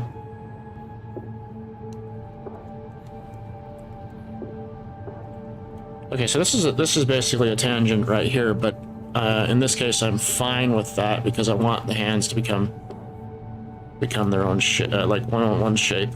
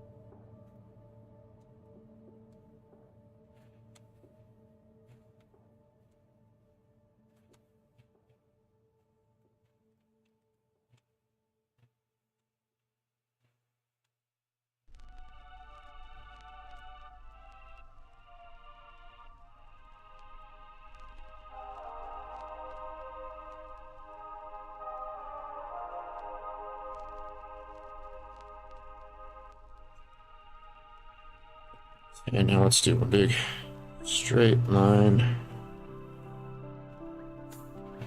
we go. We'll have to fix up where the lines connect, up there. Like right here.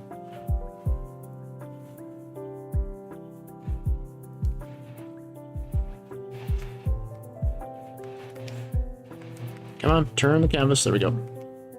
And then another big, nope, another big straight line.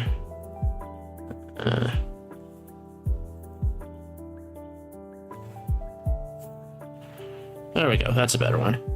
Now, normally, if you want to have a completely straight line, you just hold down the shift. You tap in one spot, hold down the shift key, and then tap in the other spot where you want the line to connect. But I wanted to have some of that variation with how my hand moves and like variations in the pressure of the line. Oh, I mean, of the pen.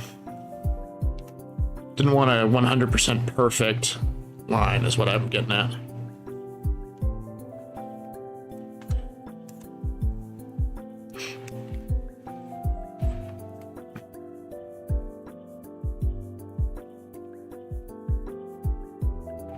Yeah, one of the ways that I feel that I can fight back against generative AI in a way is deliberately leaving in specific imperfections that show that I, as a person, had drawn this. And the challenge there, though, is having those imperfections I put in there be obvious that I intended to keep them there. That I made those imperfections on purpose rather than having them stay in there on accident, if that makes sense.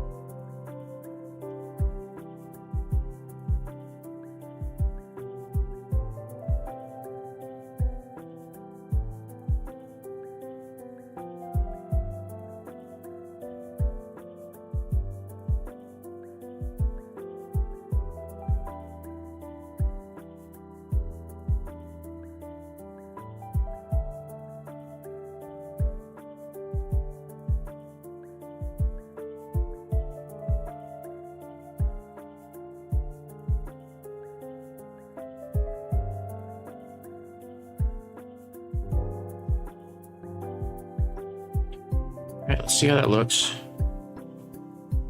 Yeah, I think that looks really good.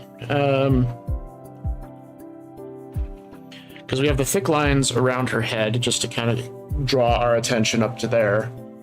I do think that parts of her arms need to be thickened out a little bit.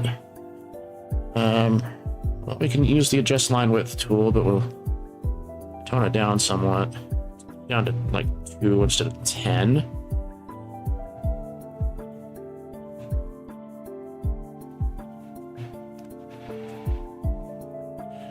Yeah, something like that, and then these lines can be thickened a bit.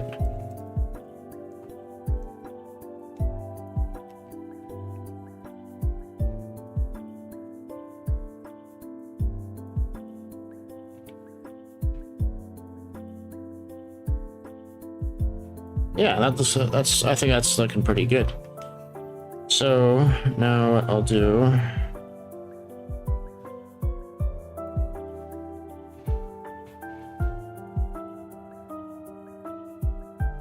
giving it a once over again.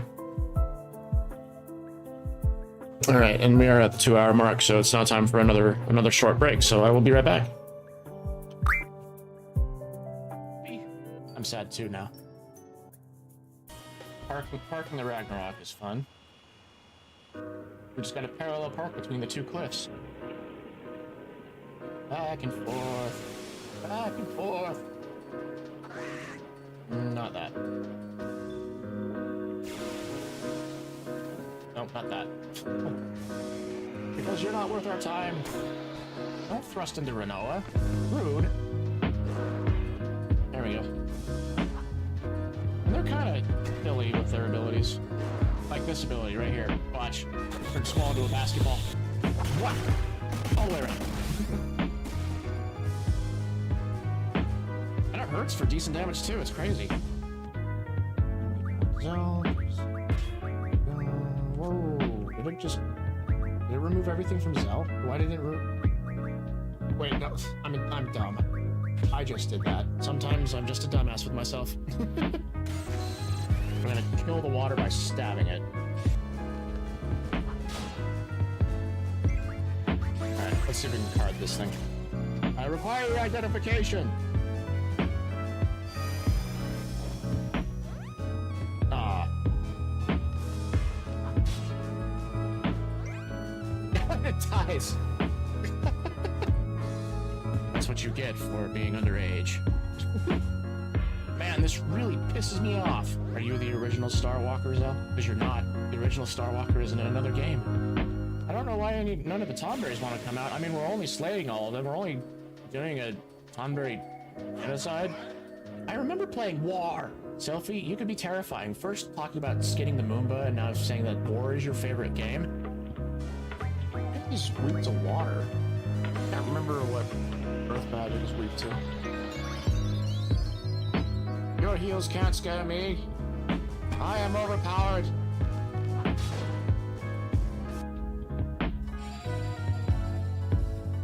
You fool! I don't use magic on him.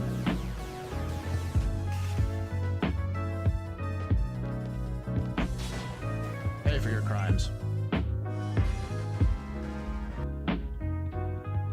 Die. Way to go, Squall. That was awesome. Squall, that was so cool. Thanks, man. Well, what? Let go. I said let go.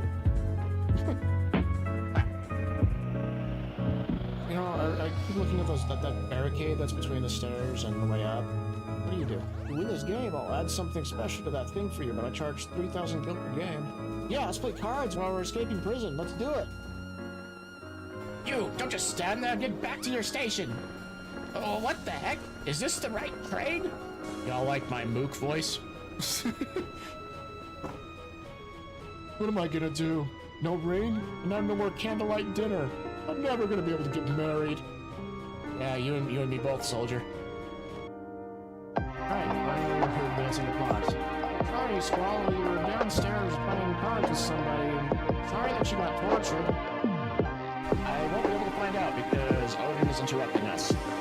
Yes, we need to fight those things. So that cat on the right is the one that has the... Hi, Odin. You were just here.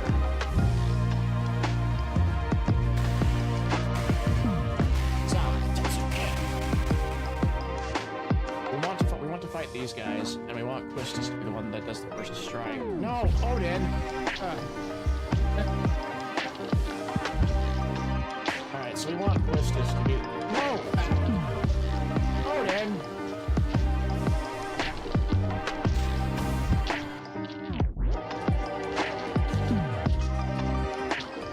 Think if we taste the walls, they taste like rock candy? Big old rainbow sherbet walls.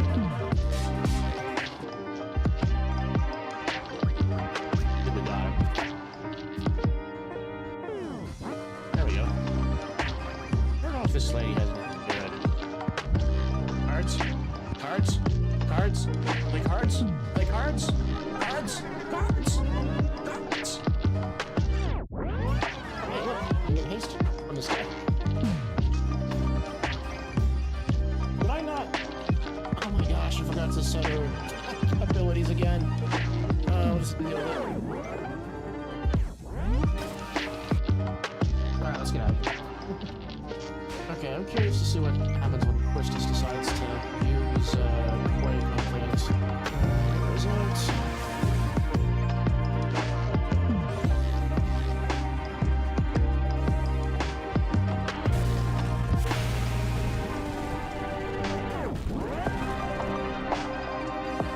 Holy shit! Oh, there's like little marks all over the wall. There's the funny explanation for what's going on right there, and then there's a dark reason for it. I guess I'll leave you to decide which one's which. Okay, we win another one. Be happy, dude. We're making you rich, even though we're robbing you of your cards. Because, you know, a jailbreak should be profitable, right? It's the mean guy. You know, he's the mean guy because it says he's the mean guy. It's the mean guy, dude. What? I'm gonna continue to do the line art on this thing. I'm gonna turn back to sketch. The thing that's sort of bothering me with the drawing of Kira at the moment is part of her leg doesn't feel very proportionate, and her hands feel tiny. I wonder if that has something to do with the perspective that we set on the 3D model. So I think that what I'll be doing is fixing her arms, fixing the leg. Yeah, that's probably what I'm gonna be. That's gonna feel right. And really quick, gotta do a thing.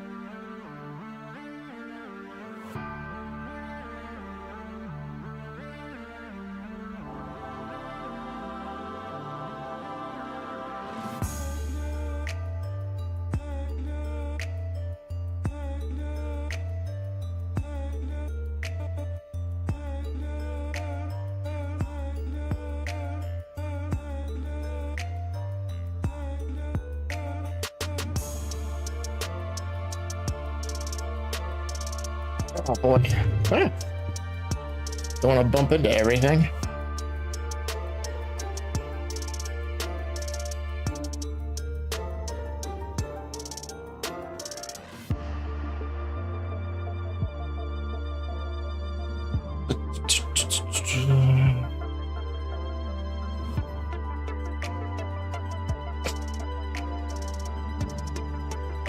Alright, I need to think about how I want to approach this. Alright, well, what we'll do first... I'm also going to select the sketch layer so I don't feel like I didn't messed up. Alright, so we'll select these parts.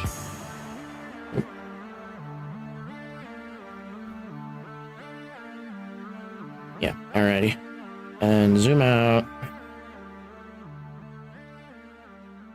Set the pivot point to the wrist. And hands should be more like this size.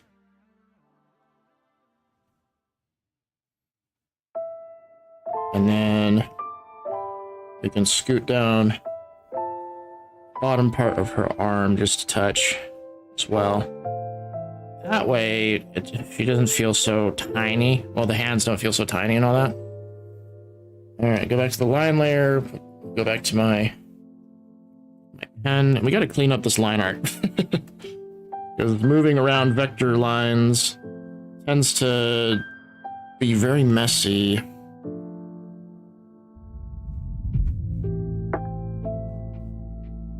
As you can see. Let's turn off the sketch layer for now so I can focus on cleaning these lines up.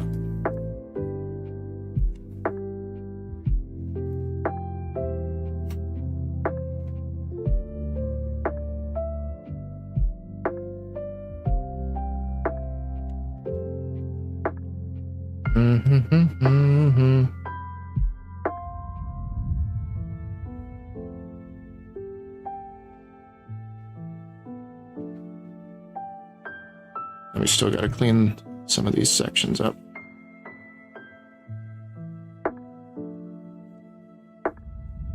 I think by far the hardest thing art is to make your make everything look like it was intentionally done.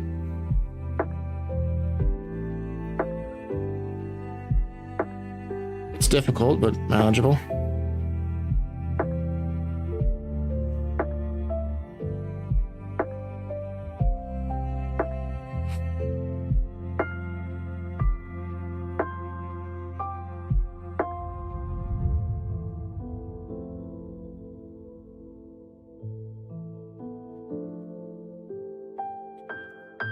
Alright, and then to connect these two lines.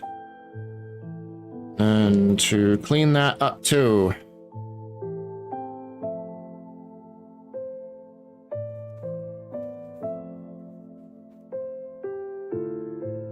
Spin everybody around.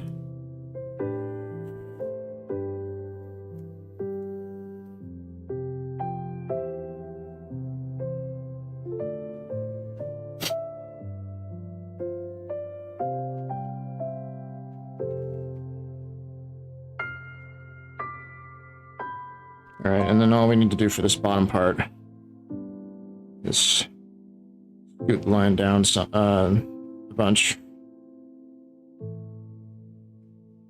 And then we can basically get rid of that line, and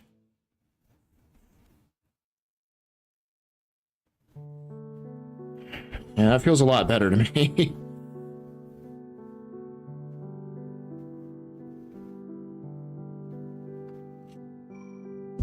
Okay, now we're gonna draw the dad.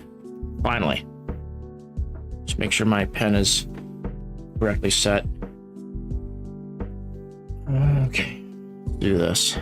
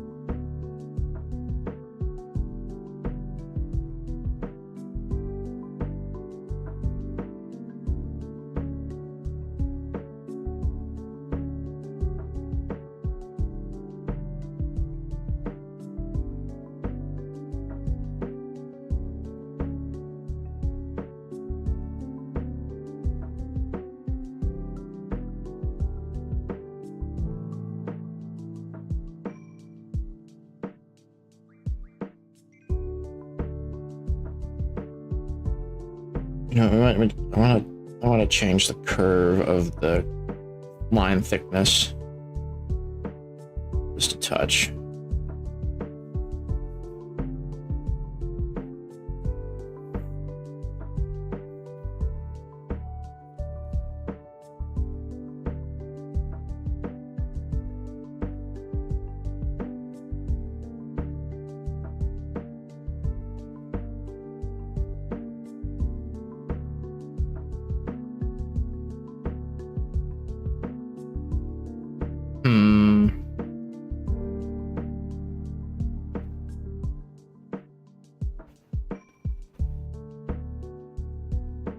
Okay, well, what if I try to reverse curve?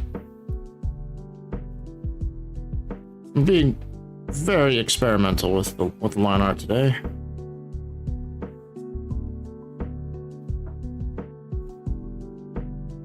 No, I don't like that. I like it when it's goes from thin to thick really quick.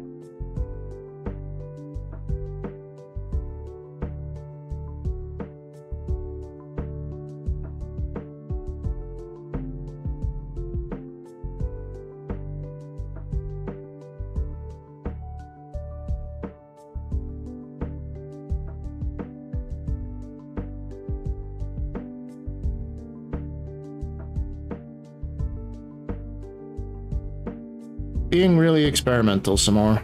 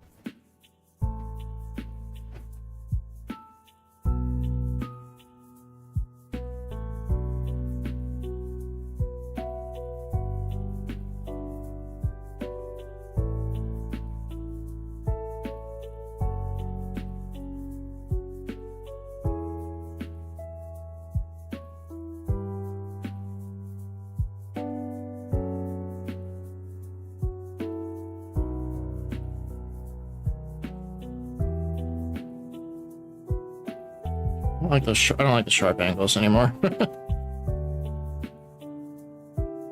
Does things that I don't like.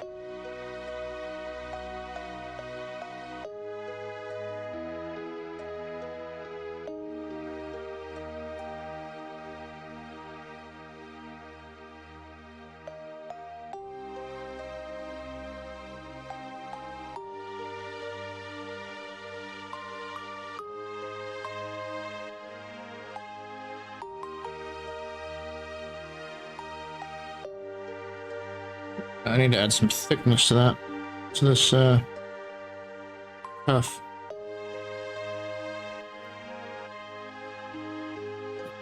There we go.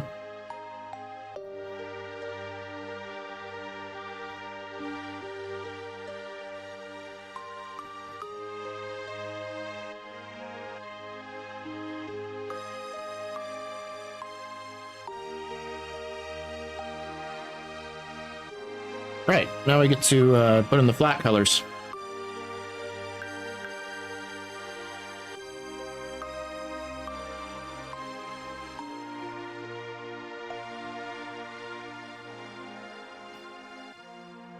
Get my correct pen for that. Mapping pen. Yep.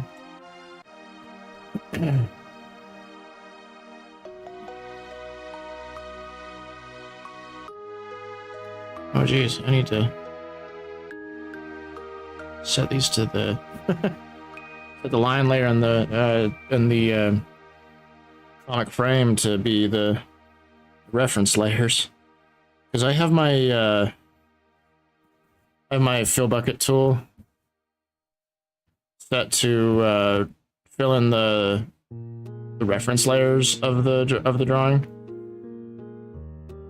And that doesn't really mean anything specific. It's just a type of, it's just a designation for a layer. But what it means is if it's not, if I don't have the correct layers referenced, then it'll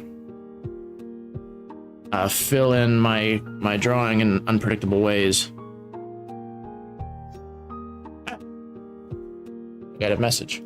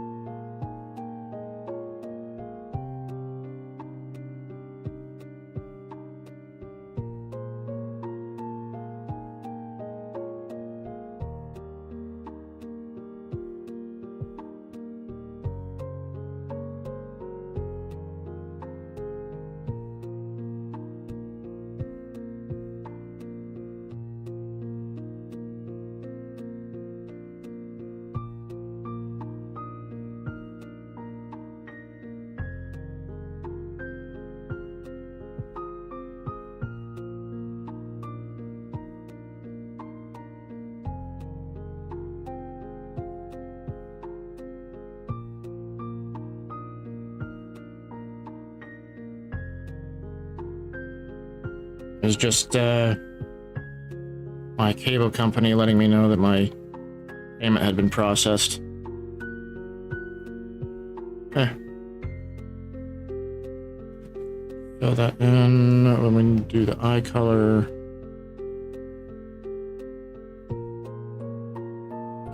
She's wearing the gray shirt right now. And I was having her wear brown, wasn't I?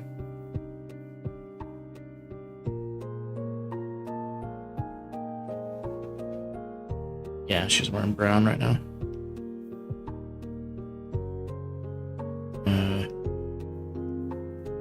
To make the background visible on that panel. There we go. Just wanted to make sure I see it. See what the whole picture is up there.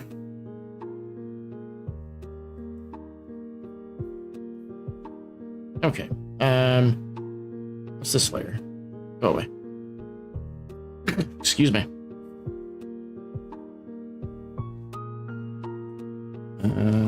Flat colors. She's wearing brown pants.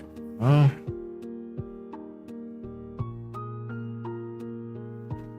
The lighter brown is for the belt and the boots. Lighter brown is for hands.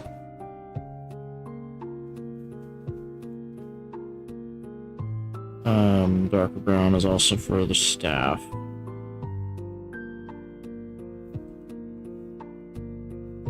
And his dad is currently wearing Kira's normal colors. Back from the shop? Nice. Nice to have you back.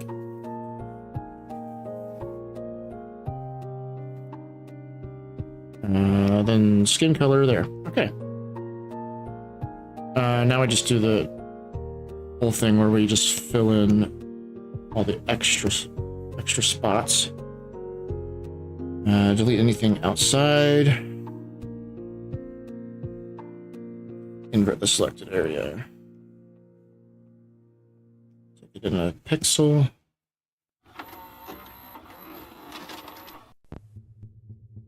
And now we do the trick where I fill in all the extras. Oh, see a spot. Invert selected.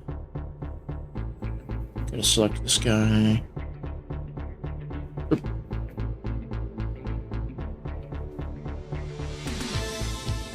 Alright, and then now we invert the selected area.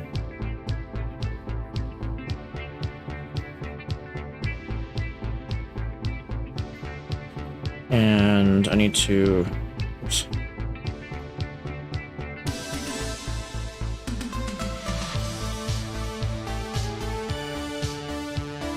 Need to fill in the, I don't even know what I was thinking with this staff. What's in the middle there? Some gem or something? I don't know. I don't even know what it is, to be honest.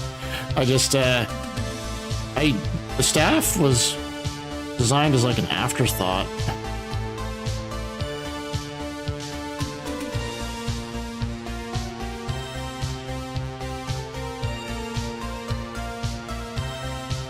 Because I was just basically really in a hurry to start doing the comic that I didn't really stop to think of what props looked like, or and also another big example of my laziness with this comic was how I handled the animal that Kira is taking around from the very beginning. I only referred to the animal as, I only referred to it as pet, and I didn't give it a name. And then, along with that, I didn't actually do a design for it. I just put together some shapes that I liked and just kind of ran with it. Because I mean, the pet isn't really major character here. It's, to be honest, it's more like a kind of a MacGuffin, or just I treat the more like an object than I do like a character. I want you to care more about Kira than I want you to care more about Kira than the pet, even though the pet is important.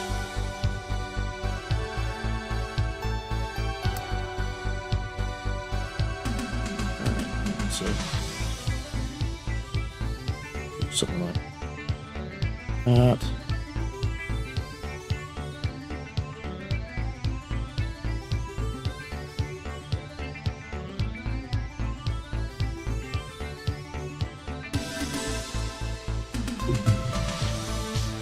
I keep trying to make it make my microphone not pick up any of the noises from my room, but it appears that for some reason my microphone is picking up the noises from my fan. Double, by the way, but a new restaurant has opened in Russia. It's called Pyongyang, and it's fully North Korean. I'll shorten it to NK for easier. NK is TV programs, magazines, pop music of NK and Korean food. Funny, but in order to enter, you have to show your passport. If you visited South Korea, you won't be able to enter. Wow. I find it funny that a few weeks ago I told you about NK beer coming to Russia. Today there's having a whole restaurant about it. That's kind of crazy, actually.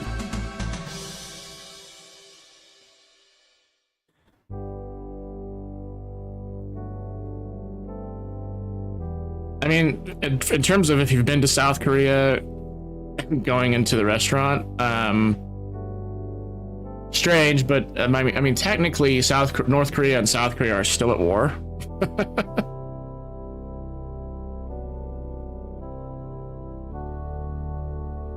But the strangest thing about it is you have to present your passport to go into the North Korean restaurant. That's weird.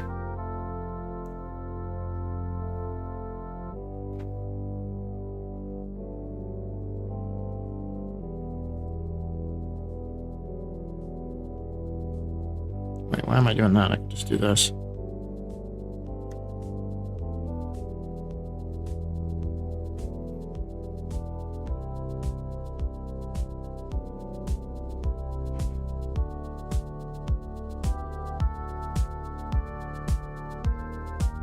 Alright. Okay, we got the flat colors down. Now we do the... we're gonna do the shading. Now we're gonna be a little bit more detailed with this, I think.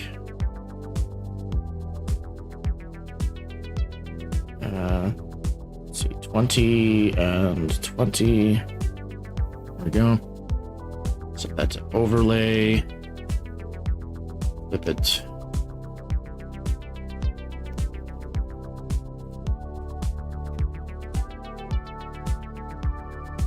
I mean, it can help to escape the non-adults drinking alcohol there, so that's a plus. I guess, yeah.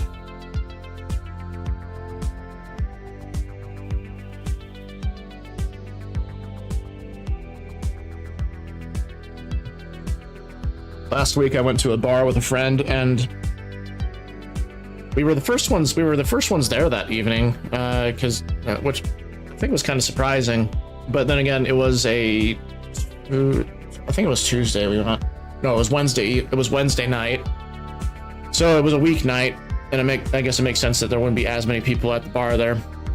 But the fun thing about going there was because we were the first ones there when there was a piano duet that was playing music that night, and we were able to shout up piano requests for them to play. I asked them to play the song Linus and Lucy from Peanuts, the Snoopy stuff, and it was fun because they played it. They took that and just kind of ran with it. It was fun.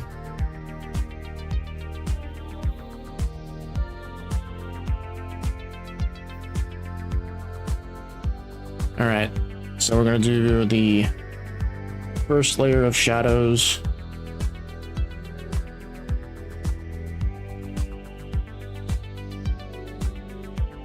Now they're being lit from behind.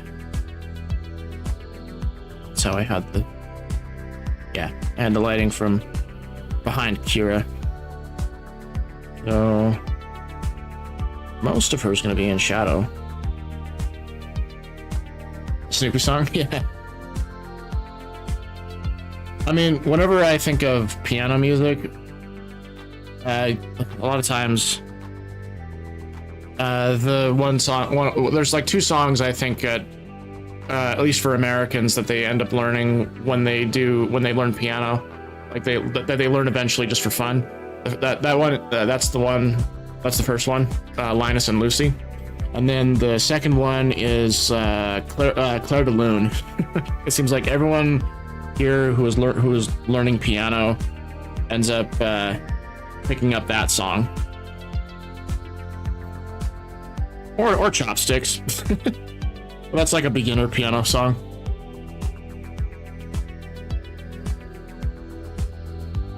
I should, for this whole time I thought bro was holding a spoon. Yeah, I mean, I never designed the staff that she was holding on to. I just drew some shapes and was like, that's it. That's what the staff looks like. So the next time when I start working on my graphic novel, I'm going to be more deliberate about the character designs. So I'll be designing characters and props and things, so that way it's not so... Well, that way you don't have a staff that looks like a spoon. Let's get the shadow colors put in really quick. Alright, lit from behind, like that. We just had this sort of song. Yeah, EMA from Attack on Titan. All right, color in all that outside of him.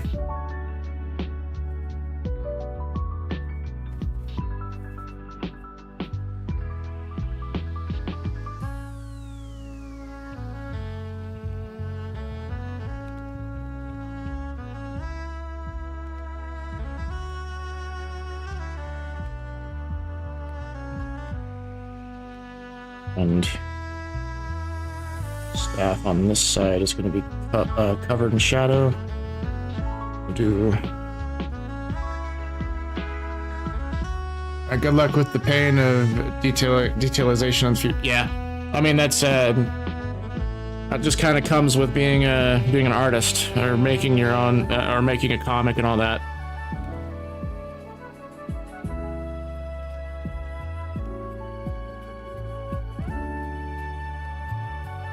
Let's fill in those sections right here.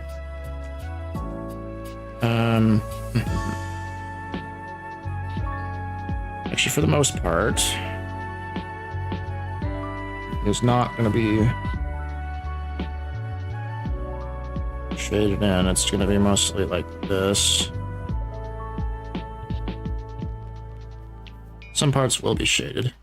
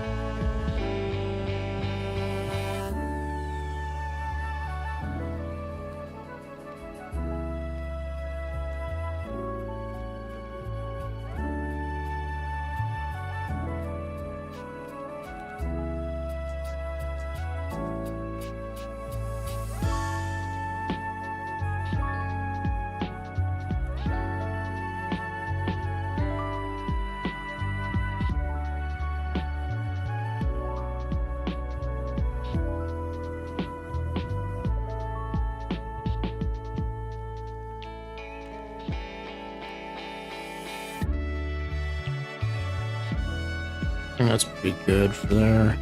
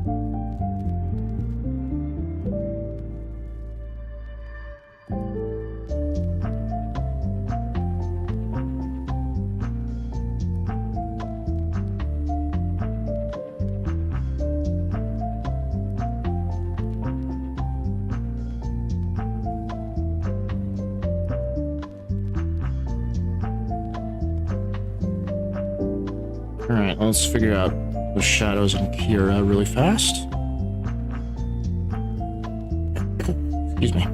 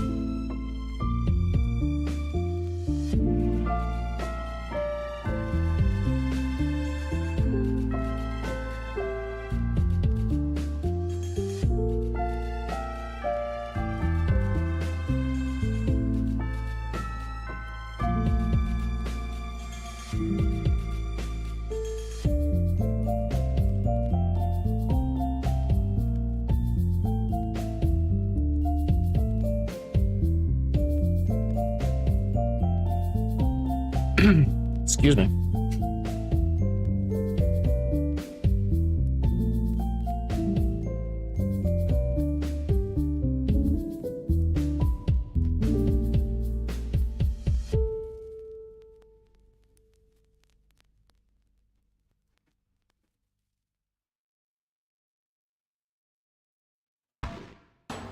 Just cleaning up these edges right here so that way I could...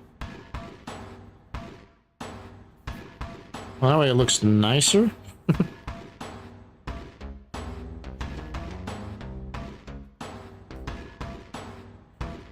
Okay. It's looking fine.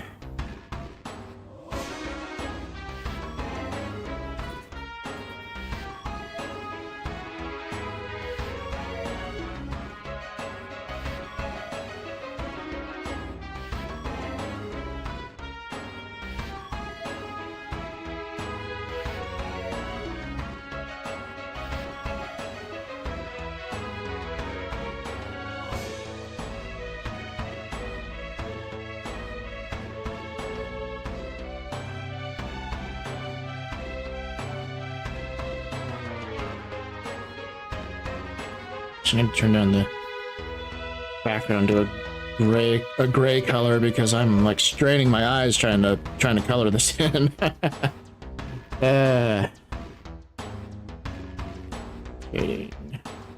Shading the things again.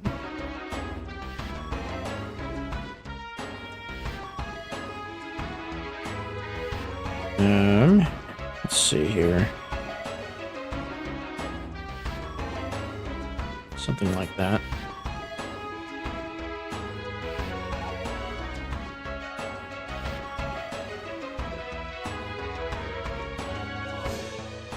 Bring this out.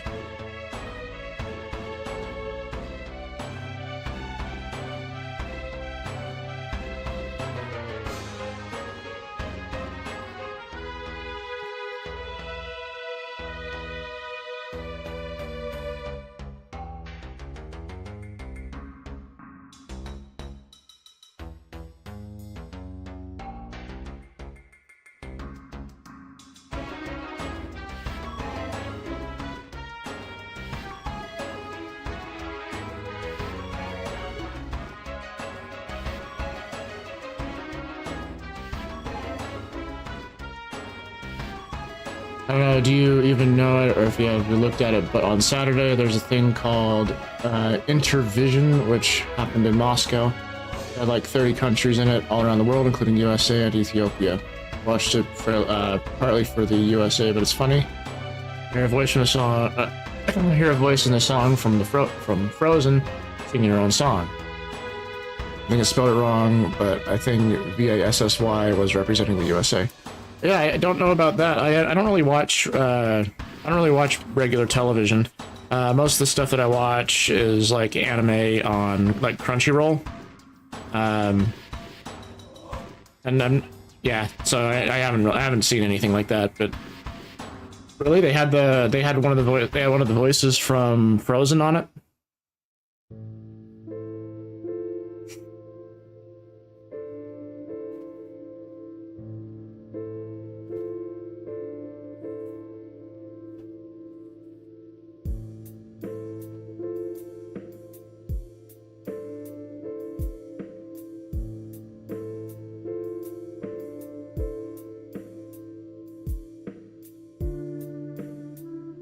Let's see how I'm gonna handle this one.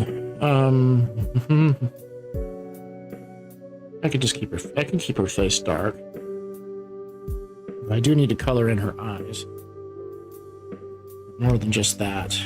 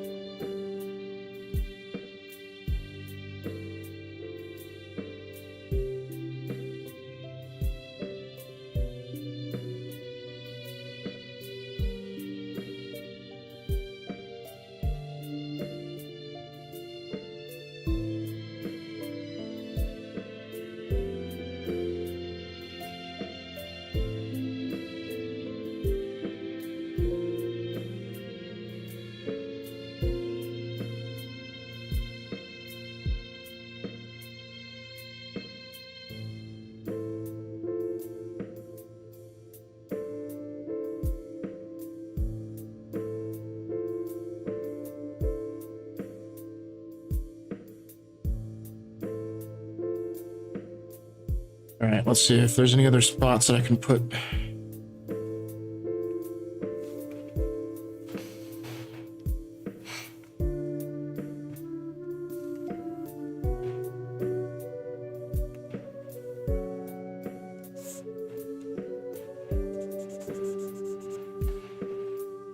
Wait. Oh, I was coloring the wrong layer. Shadows, there we go. Ah, better.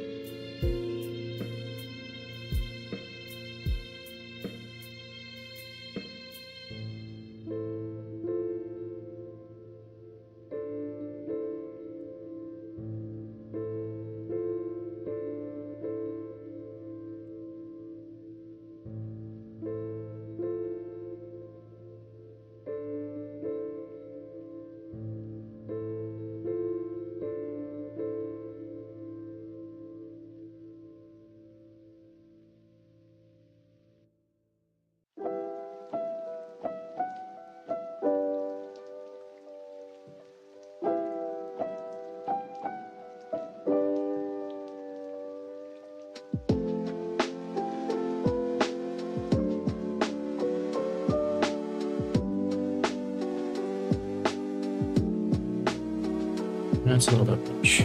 Oops. That's a fold.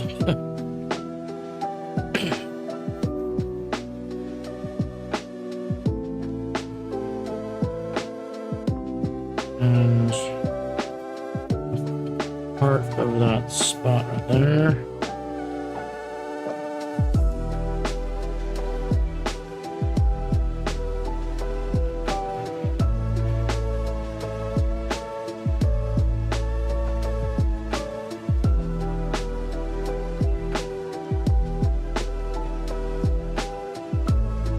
Okay.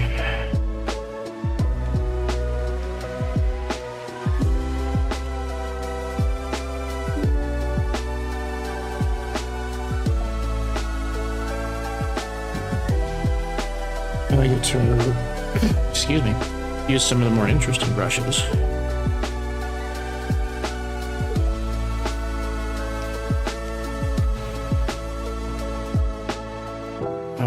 Actually, I wonder. Wait a minute. Multiply. There we go. And I need to select the shadow layer. Let's do a mask on this 1.5 layer, so that way when we color, we don't go outside of it.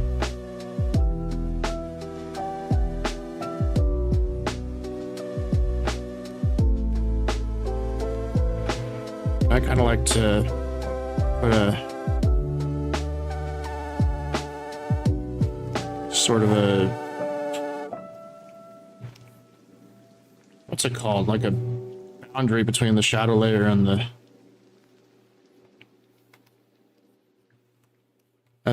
regular layer.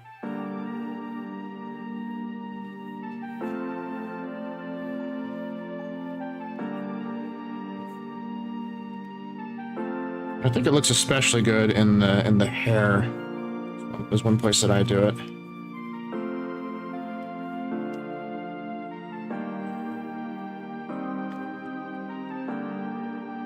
You can also do a little bit in the clothes as well.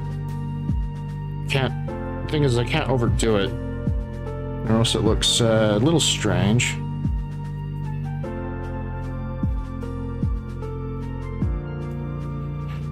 do it just down the leg right there.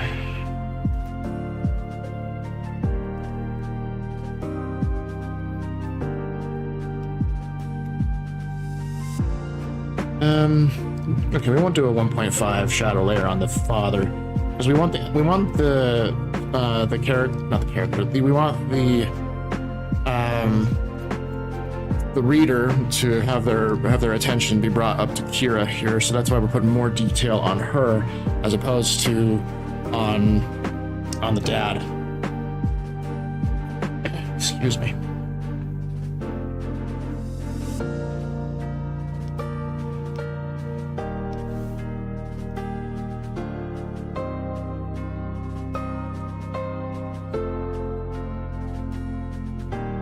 I'm gonna bring up the tutorial that I mainly look at for shading really fast. Not that one, not that one either.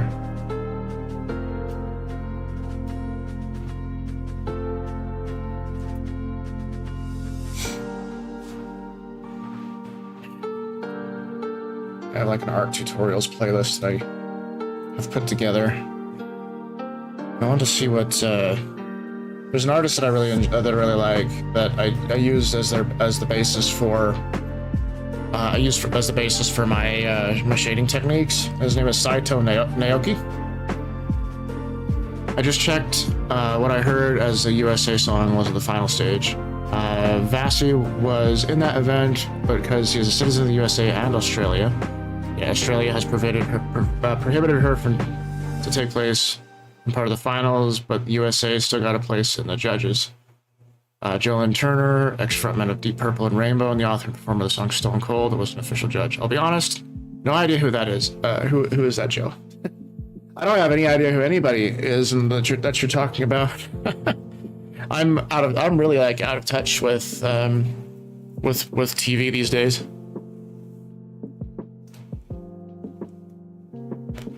Where is my coloring tutorial?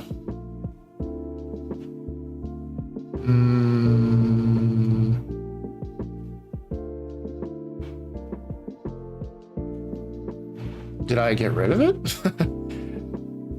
Just taking a look through my art playlist. Coloring.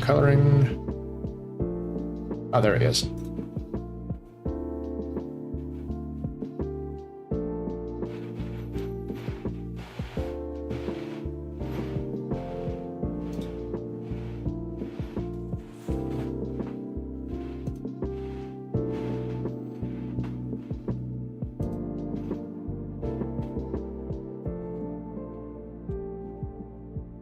All right, he has his 1.5 shadow color.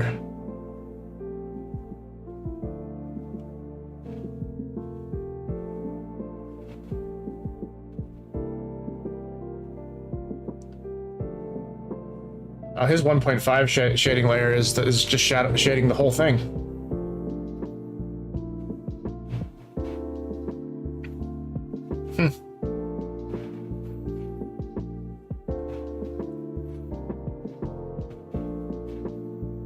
Oh, but he's a bit more strategic about where he puts it.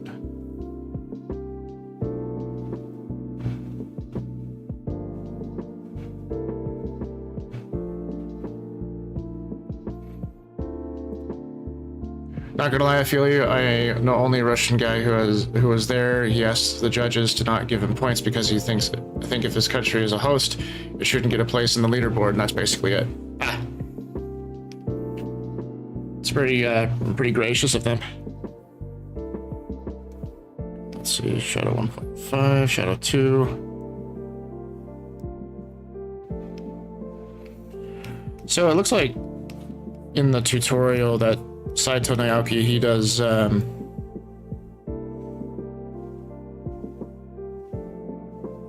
man, I lost my train of thought there for a minute. Well, anyway, let's continue the coloring.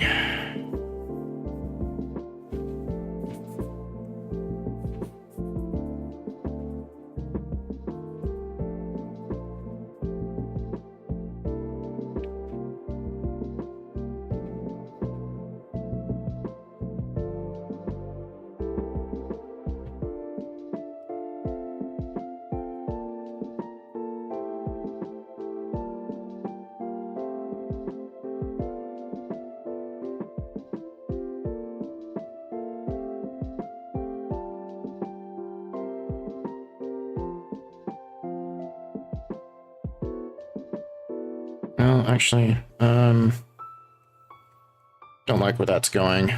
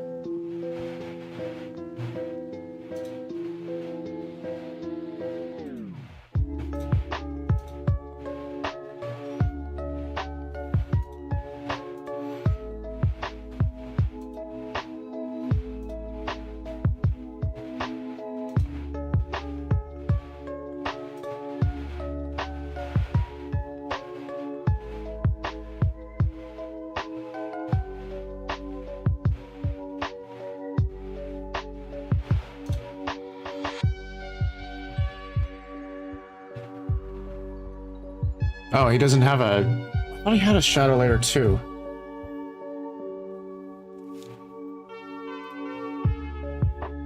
Maybe I was wrong. Let me look at his process, the whole process again.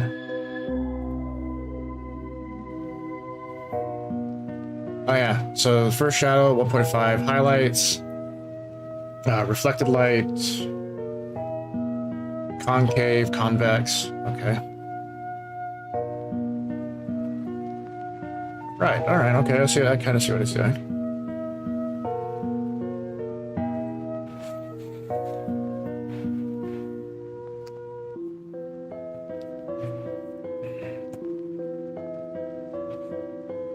Alright, that's fine.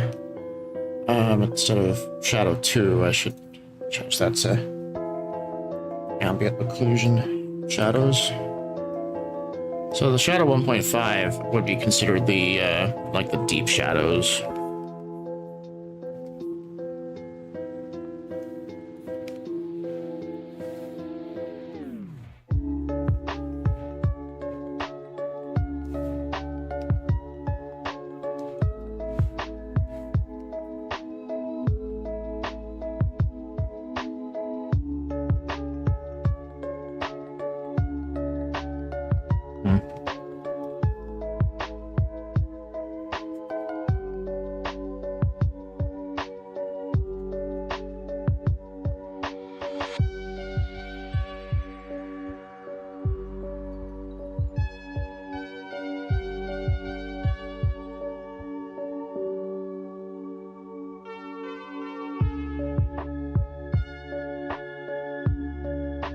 I don't know what I'm doing. Let me pull up my reference. I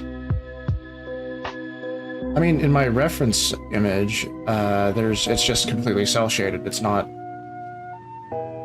there's not extra shadows anywhere.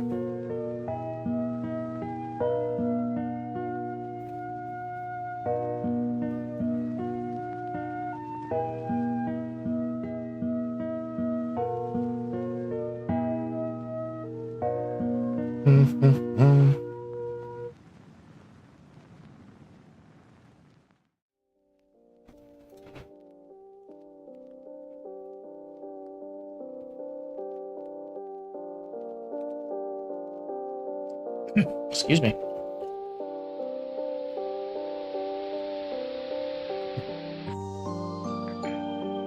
feel like I really need to get better at drawing clothing.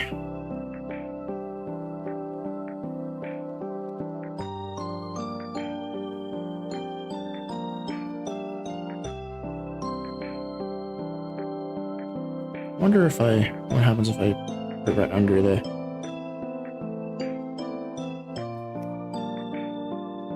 I'm gonna do a little bit of an experiment. I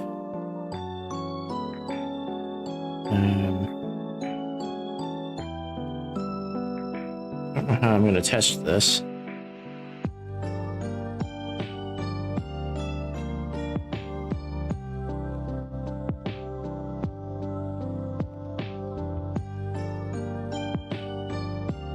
I mean, the overlay of the flats over all the other stuff is working. I was worried that it wasn't going to work. Um,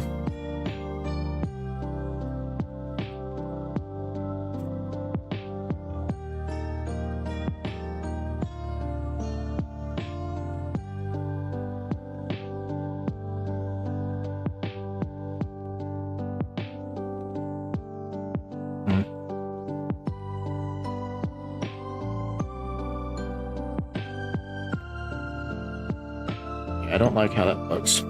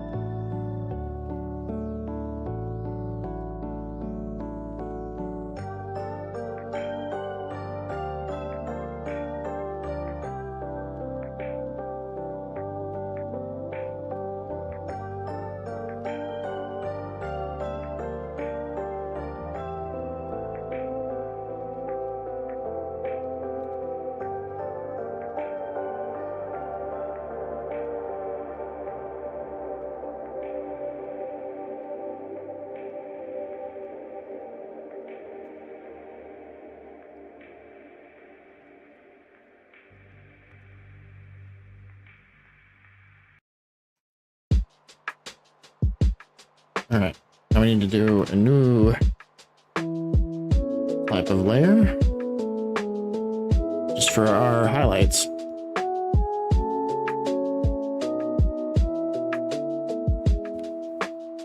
Set that to overlay, flip it to the layer below. Soft light, I think it was. Oh, it was hard light.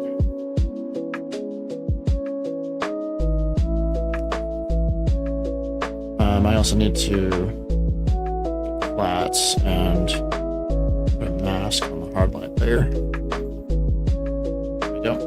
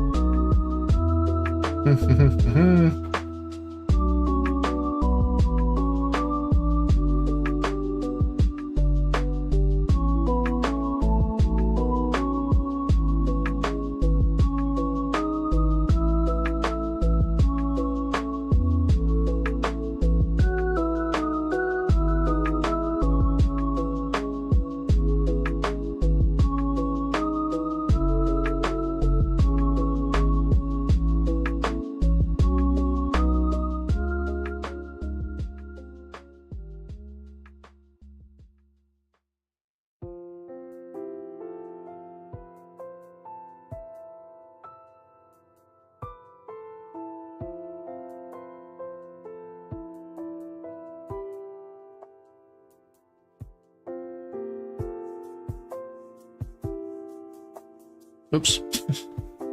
I did a thing in my reference thing. Alrighty.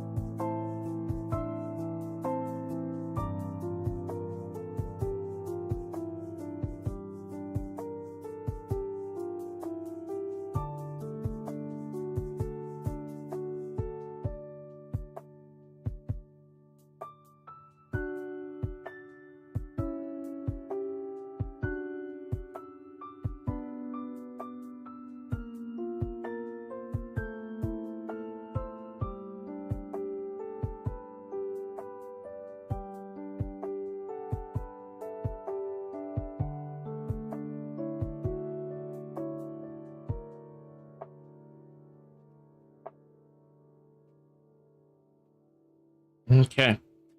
Now what I'm gonna be doing is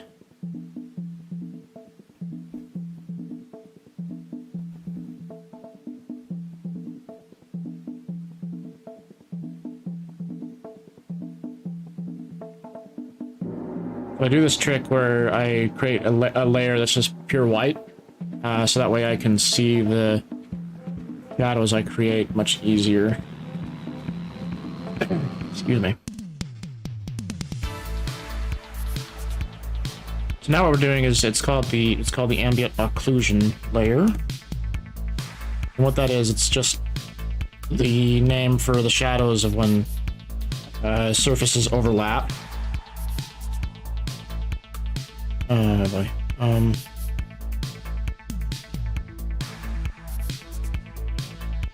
Was it not? It wasn't. I don't think it was working the way I was intending.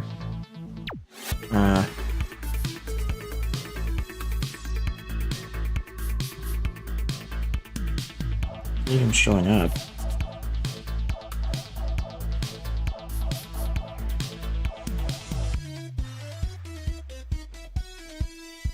Oh, it's because I'm painting pure white. There we go. That concerned me for a minute.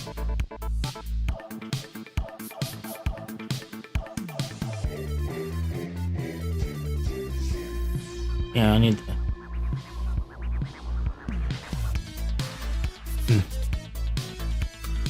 So I need the shadow layer turned on.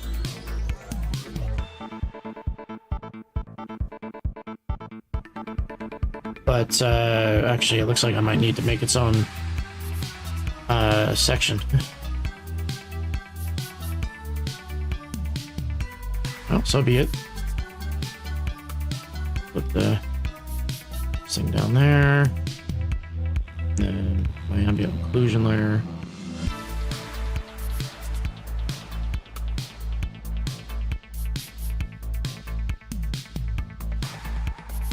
There we go. That's what I prefer.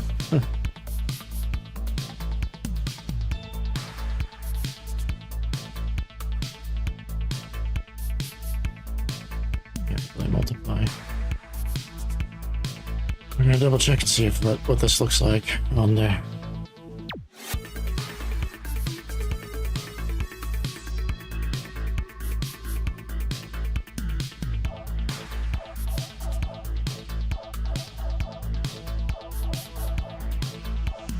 What we'll do is instead of occlusion, not occlusion, instead of a clipping mask, we need to do the regular standard mask. What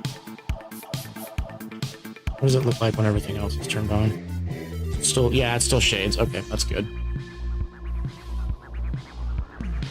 I need to turn this guy back on. Get everything in that layer. Now we can do the thing.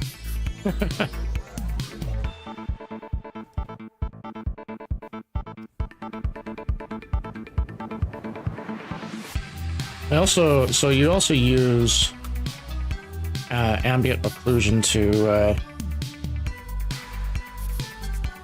make layers feel less flat.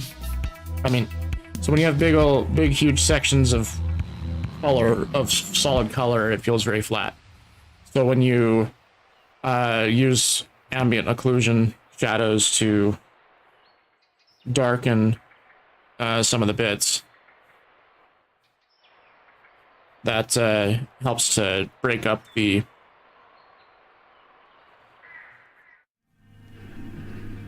to break everything up, basically. Actually, I need the shadow layer to be on slightly,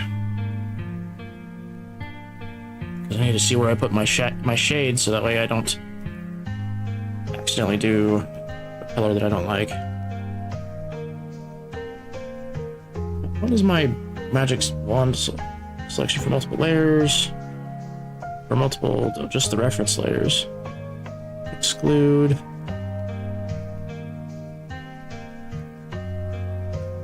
Oh, okay. I guess I'll lock all these other layers real fast.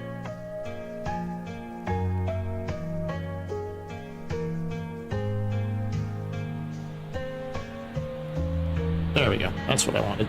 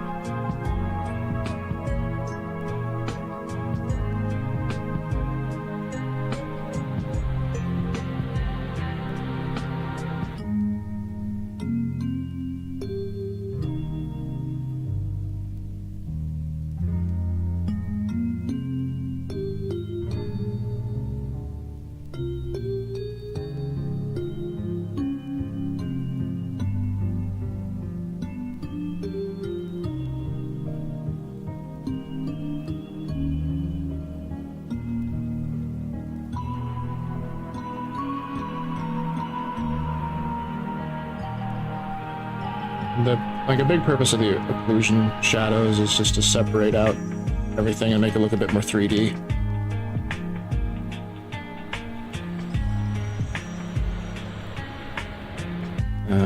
Let's see, this.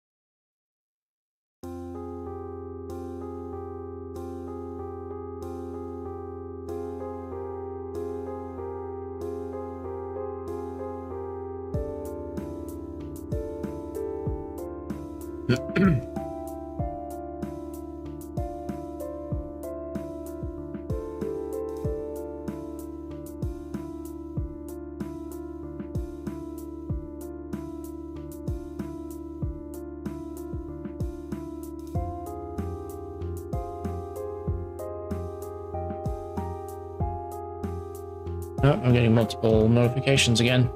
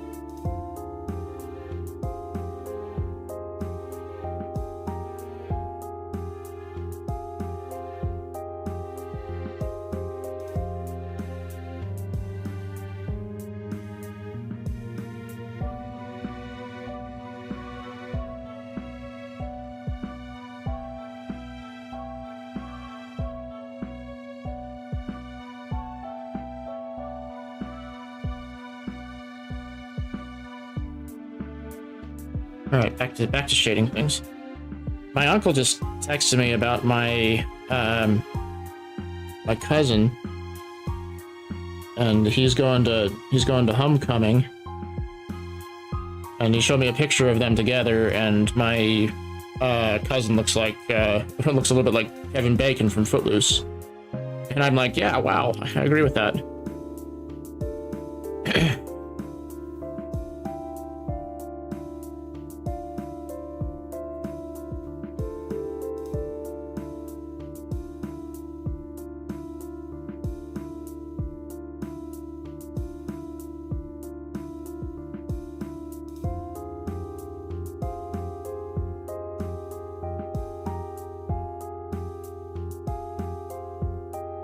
So an easy way to think about these shadows is just where light goes in and it doesn't escape.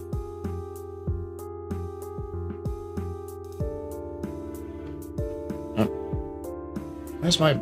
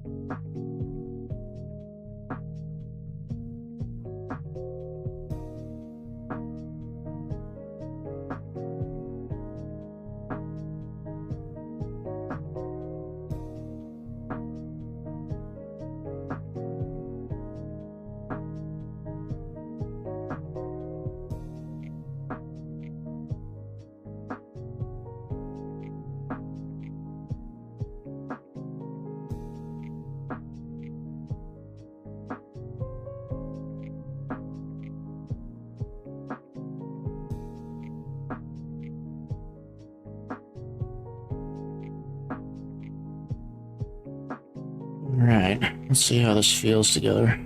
Turn off that one. Turn back everything. Turn on everything again.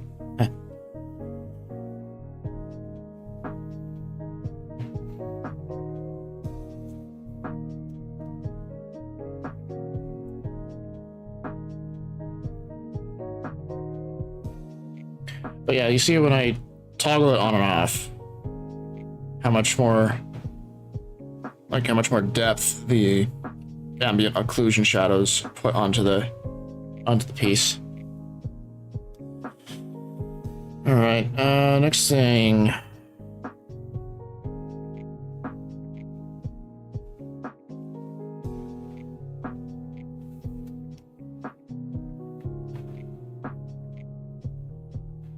I'm gonna just unlock all these layers because I can, and then need to make a copy of that. Another one. So now we're doing reflected light.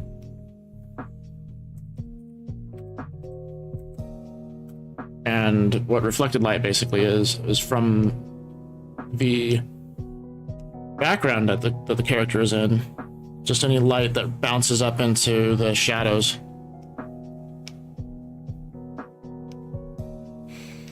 I think this is a soft light. And oops. Where is it? Forster.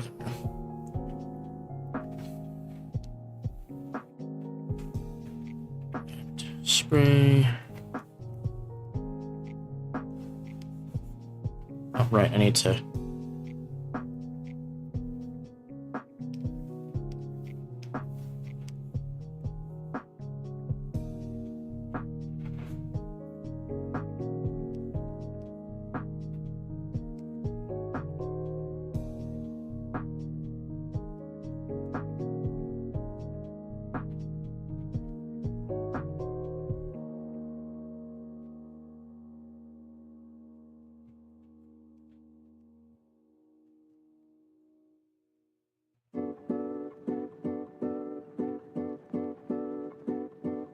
And the reflected light is just basically that. All right, and then the final touch. So we duplicate all those visible layers, merge them, put it into our main layer. And this is one of the first layers of post-processing. And then change that to layer color. Change it to something like the color of the atmosphere. Change that to multiply. Turn it down. But this just kind of unifies all the colors together.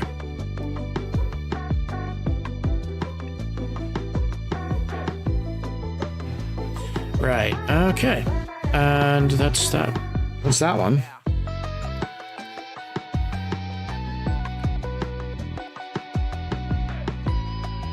We're gonna duplicate that frame.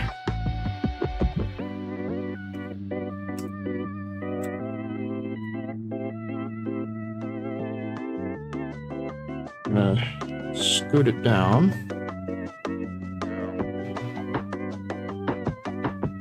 Out there.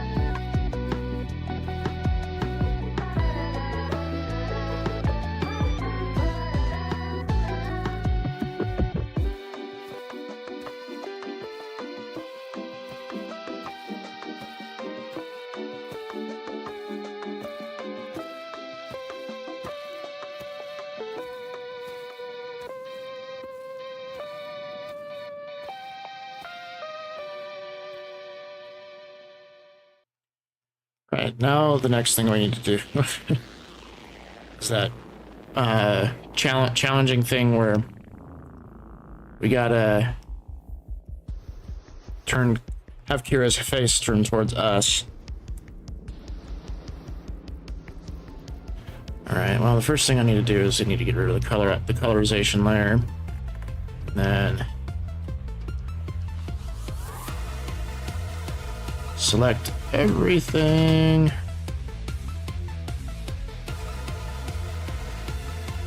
And do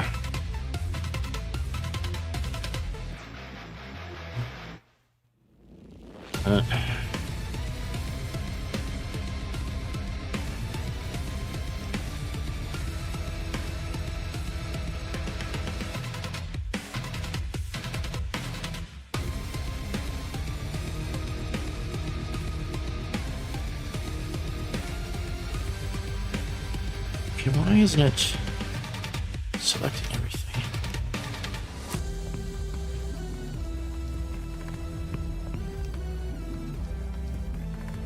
Well, I guess. Well, that's still not enough. All right, I was trying to see if I could figure out a shortcut, but it wasn't working. So I'll just do the way I was originally planning.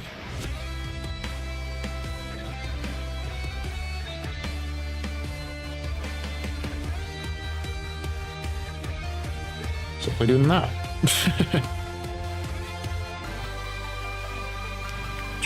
Turn the sketch layer back on, so that way I know exactly where her head was. Or I could even turn back on the this thing.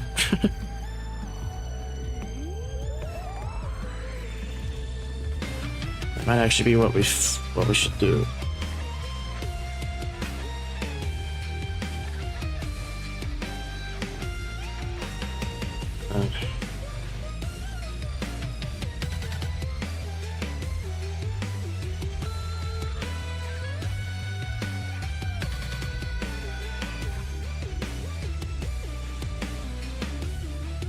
Yeah, that's actually a better version than I was thinking.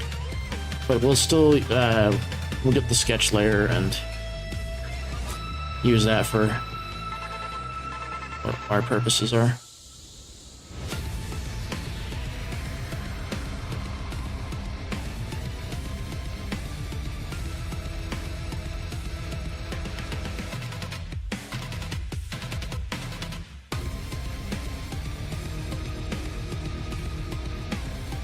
Do I want to do even more than that? No, I don't want to do even more than that because it would just take a lot of extra time. So get the sketch layer back to black. Back in black. And then where's my pencil? There it is. It's not black. It's black.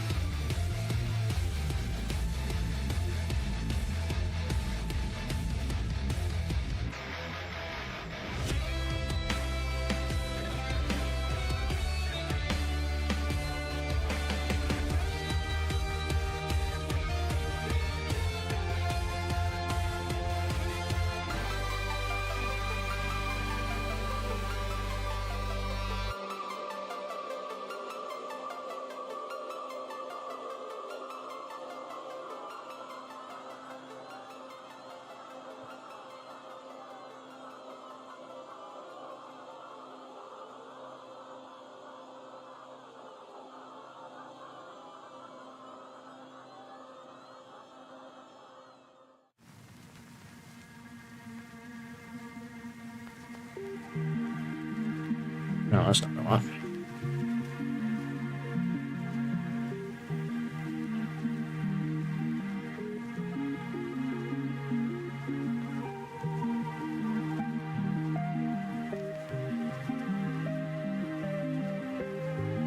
But then I make this sphere bigger.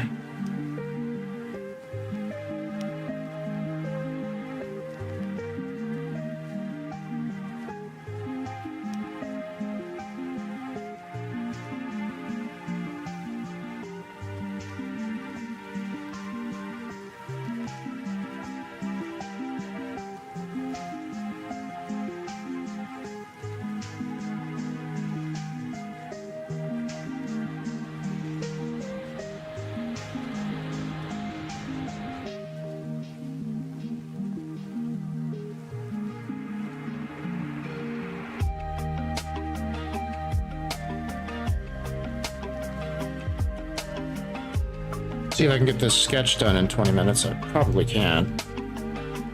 I believe in me.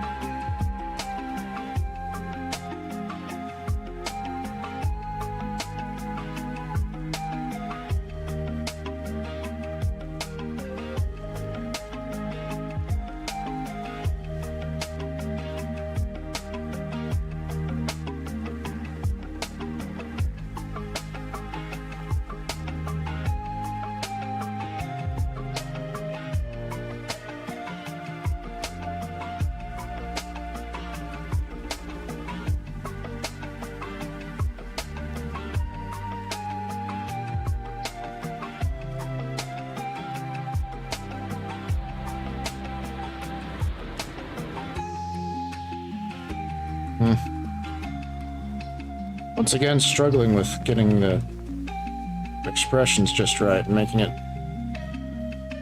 look like she's more than just bored. Yeah, we need to have the top of the eye visible.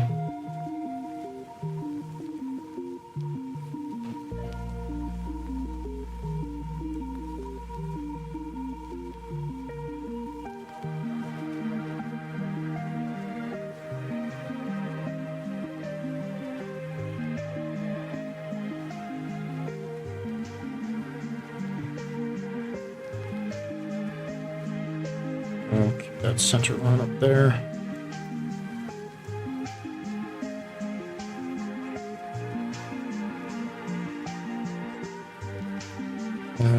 Stretch this eye out just somewhat. And oops.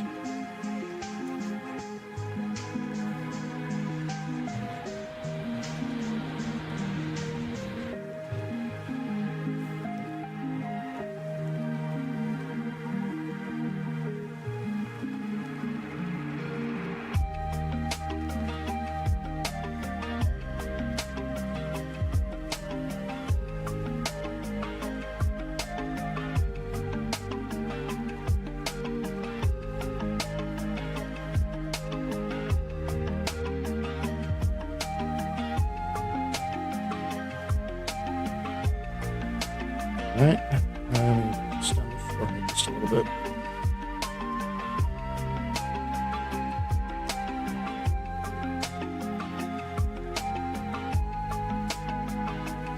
Okay, now we do hair. Choo-choo.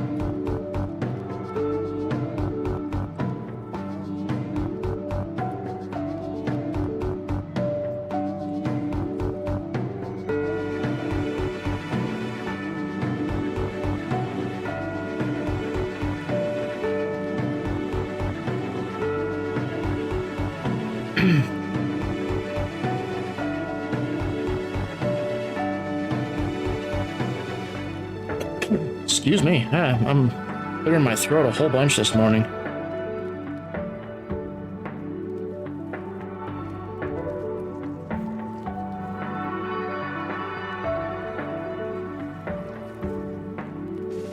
scoop that out.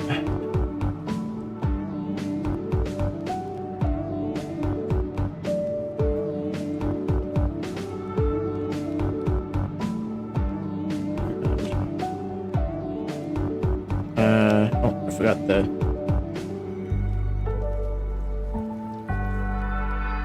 There we go.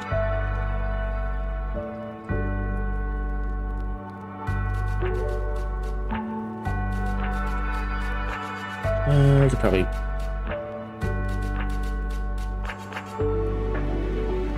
scoot that in just a little bit more. And do the have to draw the little freckle whatever eyelash things I put on her. Okay, and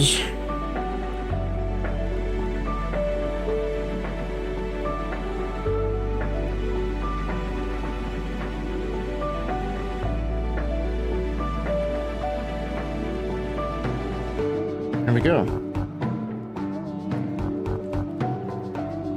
I might need to scoot over just a touch. And squish it a little bit.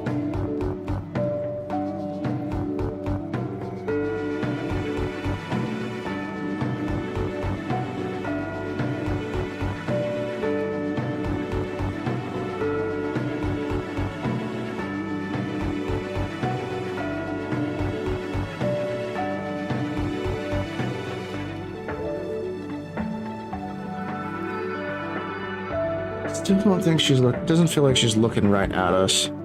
She's supposed to be looking right at the camera, as if she's looking at Arden. So Arden is looking established in earlier parts that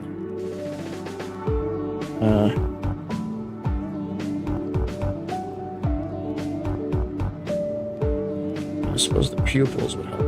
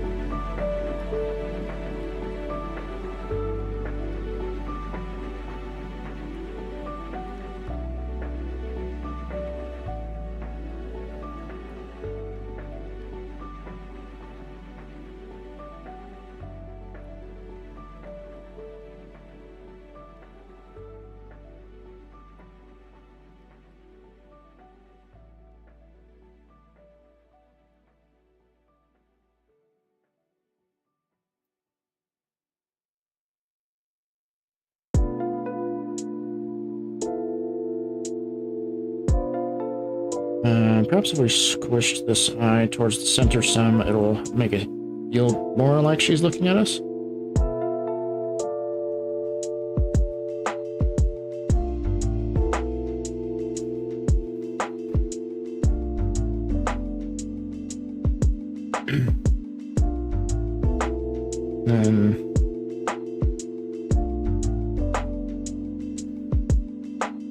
And the things that you don't think about when you're doing just a straight up illustration sometimes.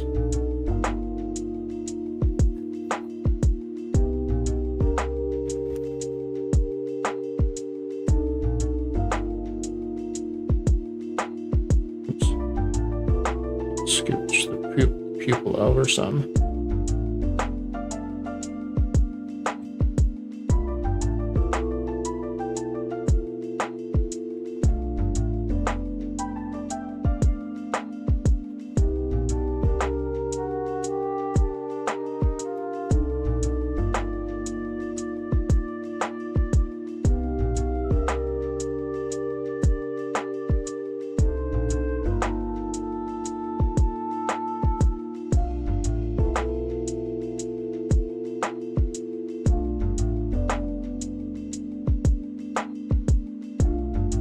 That's better.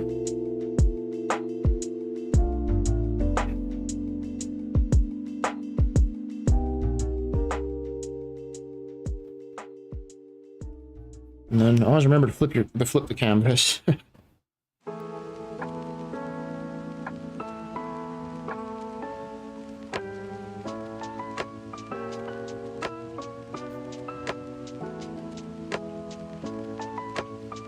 And she still feels like she's looking away.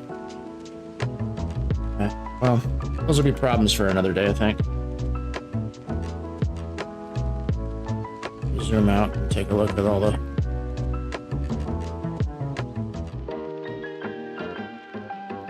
everything that we did today. Okay, so we got the panel with Kira in it, looking at her dead father with her having the staff in her hands, and now she's going to be looking at the camera like an Arden.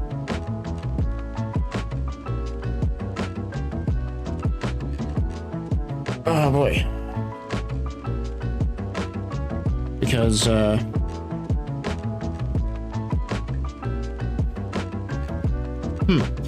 you know, I almost wonder if this panel,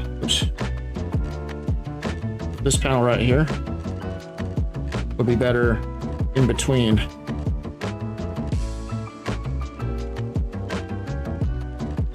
That actually makes more sense to me now that I'm looking at it from this view.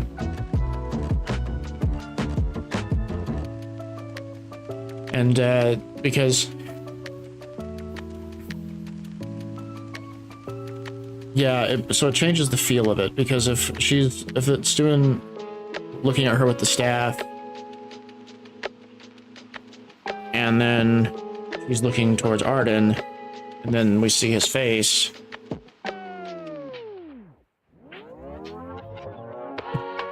It pulls us into seeing that it's her. Well, that it's Arden's reaction to. That it's Arden's actions that's making Kira look towards him, and we're more in his head if I move those around a bit. That's kind of what I wanted to establish with this scene here.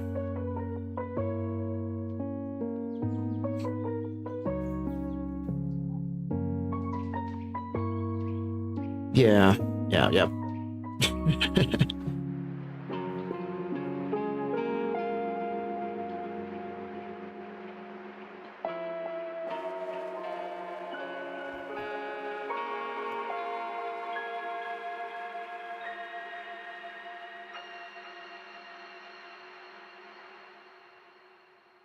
Ah, man, her hands still feel really tiny to me. Because in the character reference I have for her, I made the hands rather large.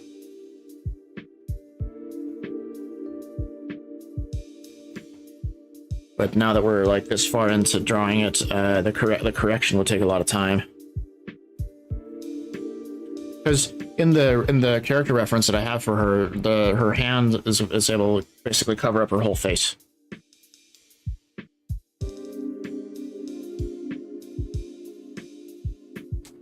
Oh man, I want to spend some time like doing art studies of things, so that way I get better at proportions and things like that. Because I feel like I'm pretty good at drawing just the face, but I don't feel like I'm very good at drawing everything else on a character in relation to everything else on them. So what ends up happening is you'll have things that are really really large and things that are really small.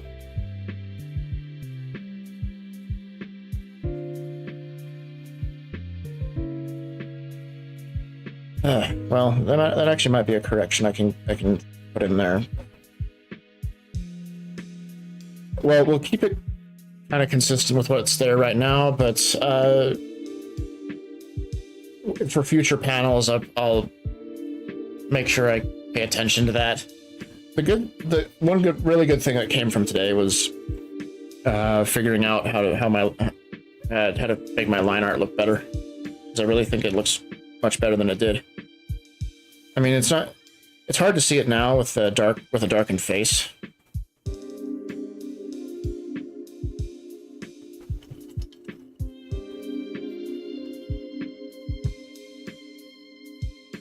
Okay, well, who can we raid today? Let's take a look. Let's see, Twitch. Who's online? Oh, hey, look, Moo Clover is online. And Luwusi is also online. She's part of a streaming group with Lythero.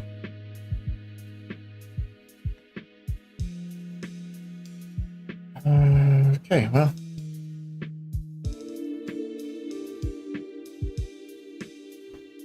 Let's see who is online right now. Your dashboard.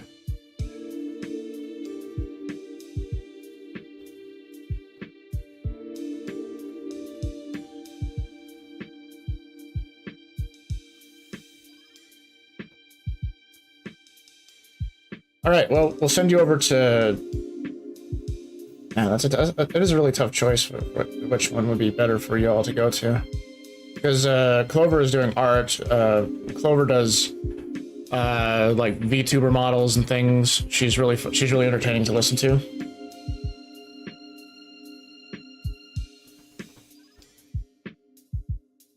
Oh wait, maybe. Oh yeah, Momo. God mode activated. All right, I think I'll just send you all over to Mumu. See how you feel about her stuff. She does live 2D things. Very good at the model. Very wholesome.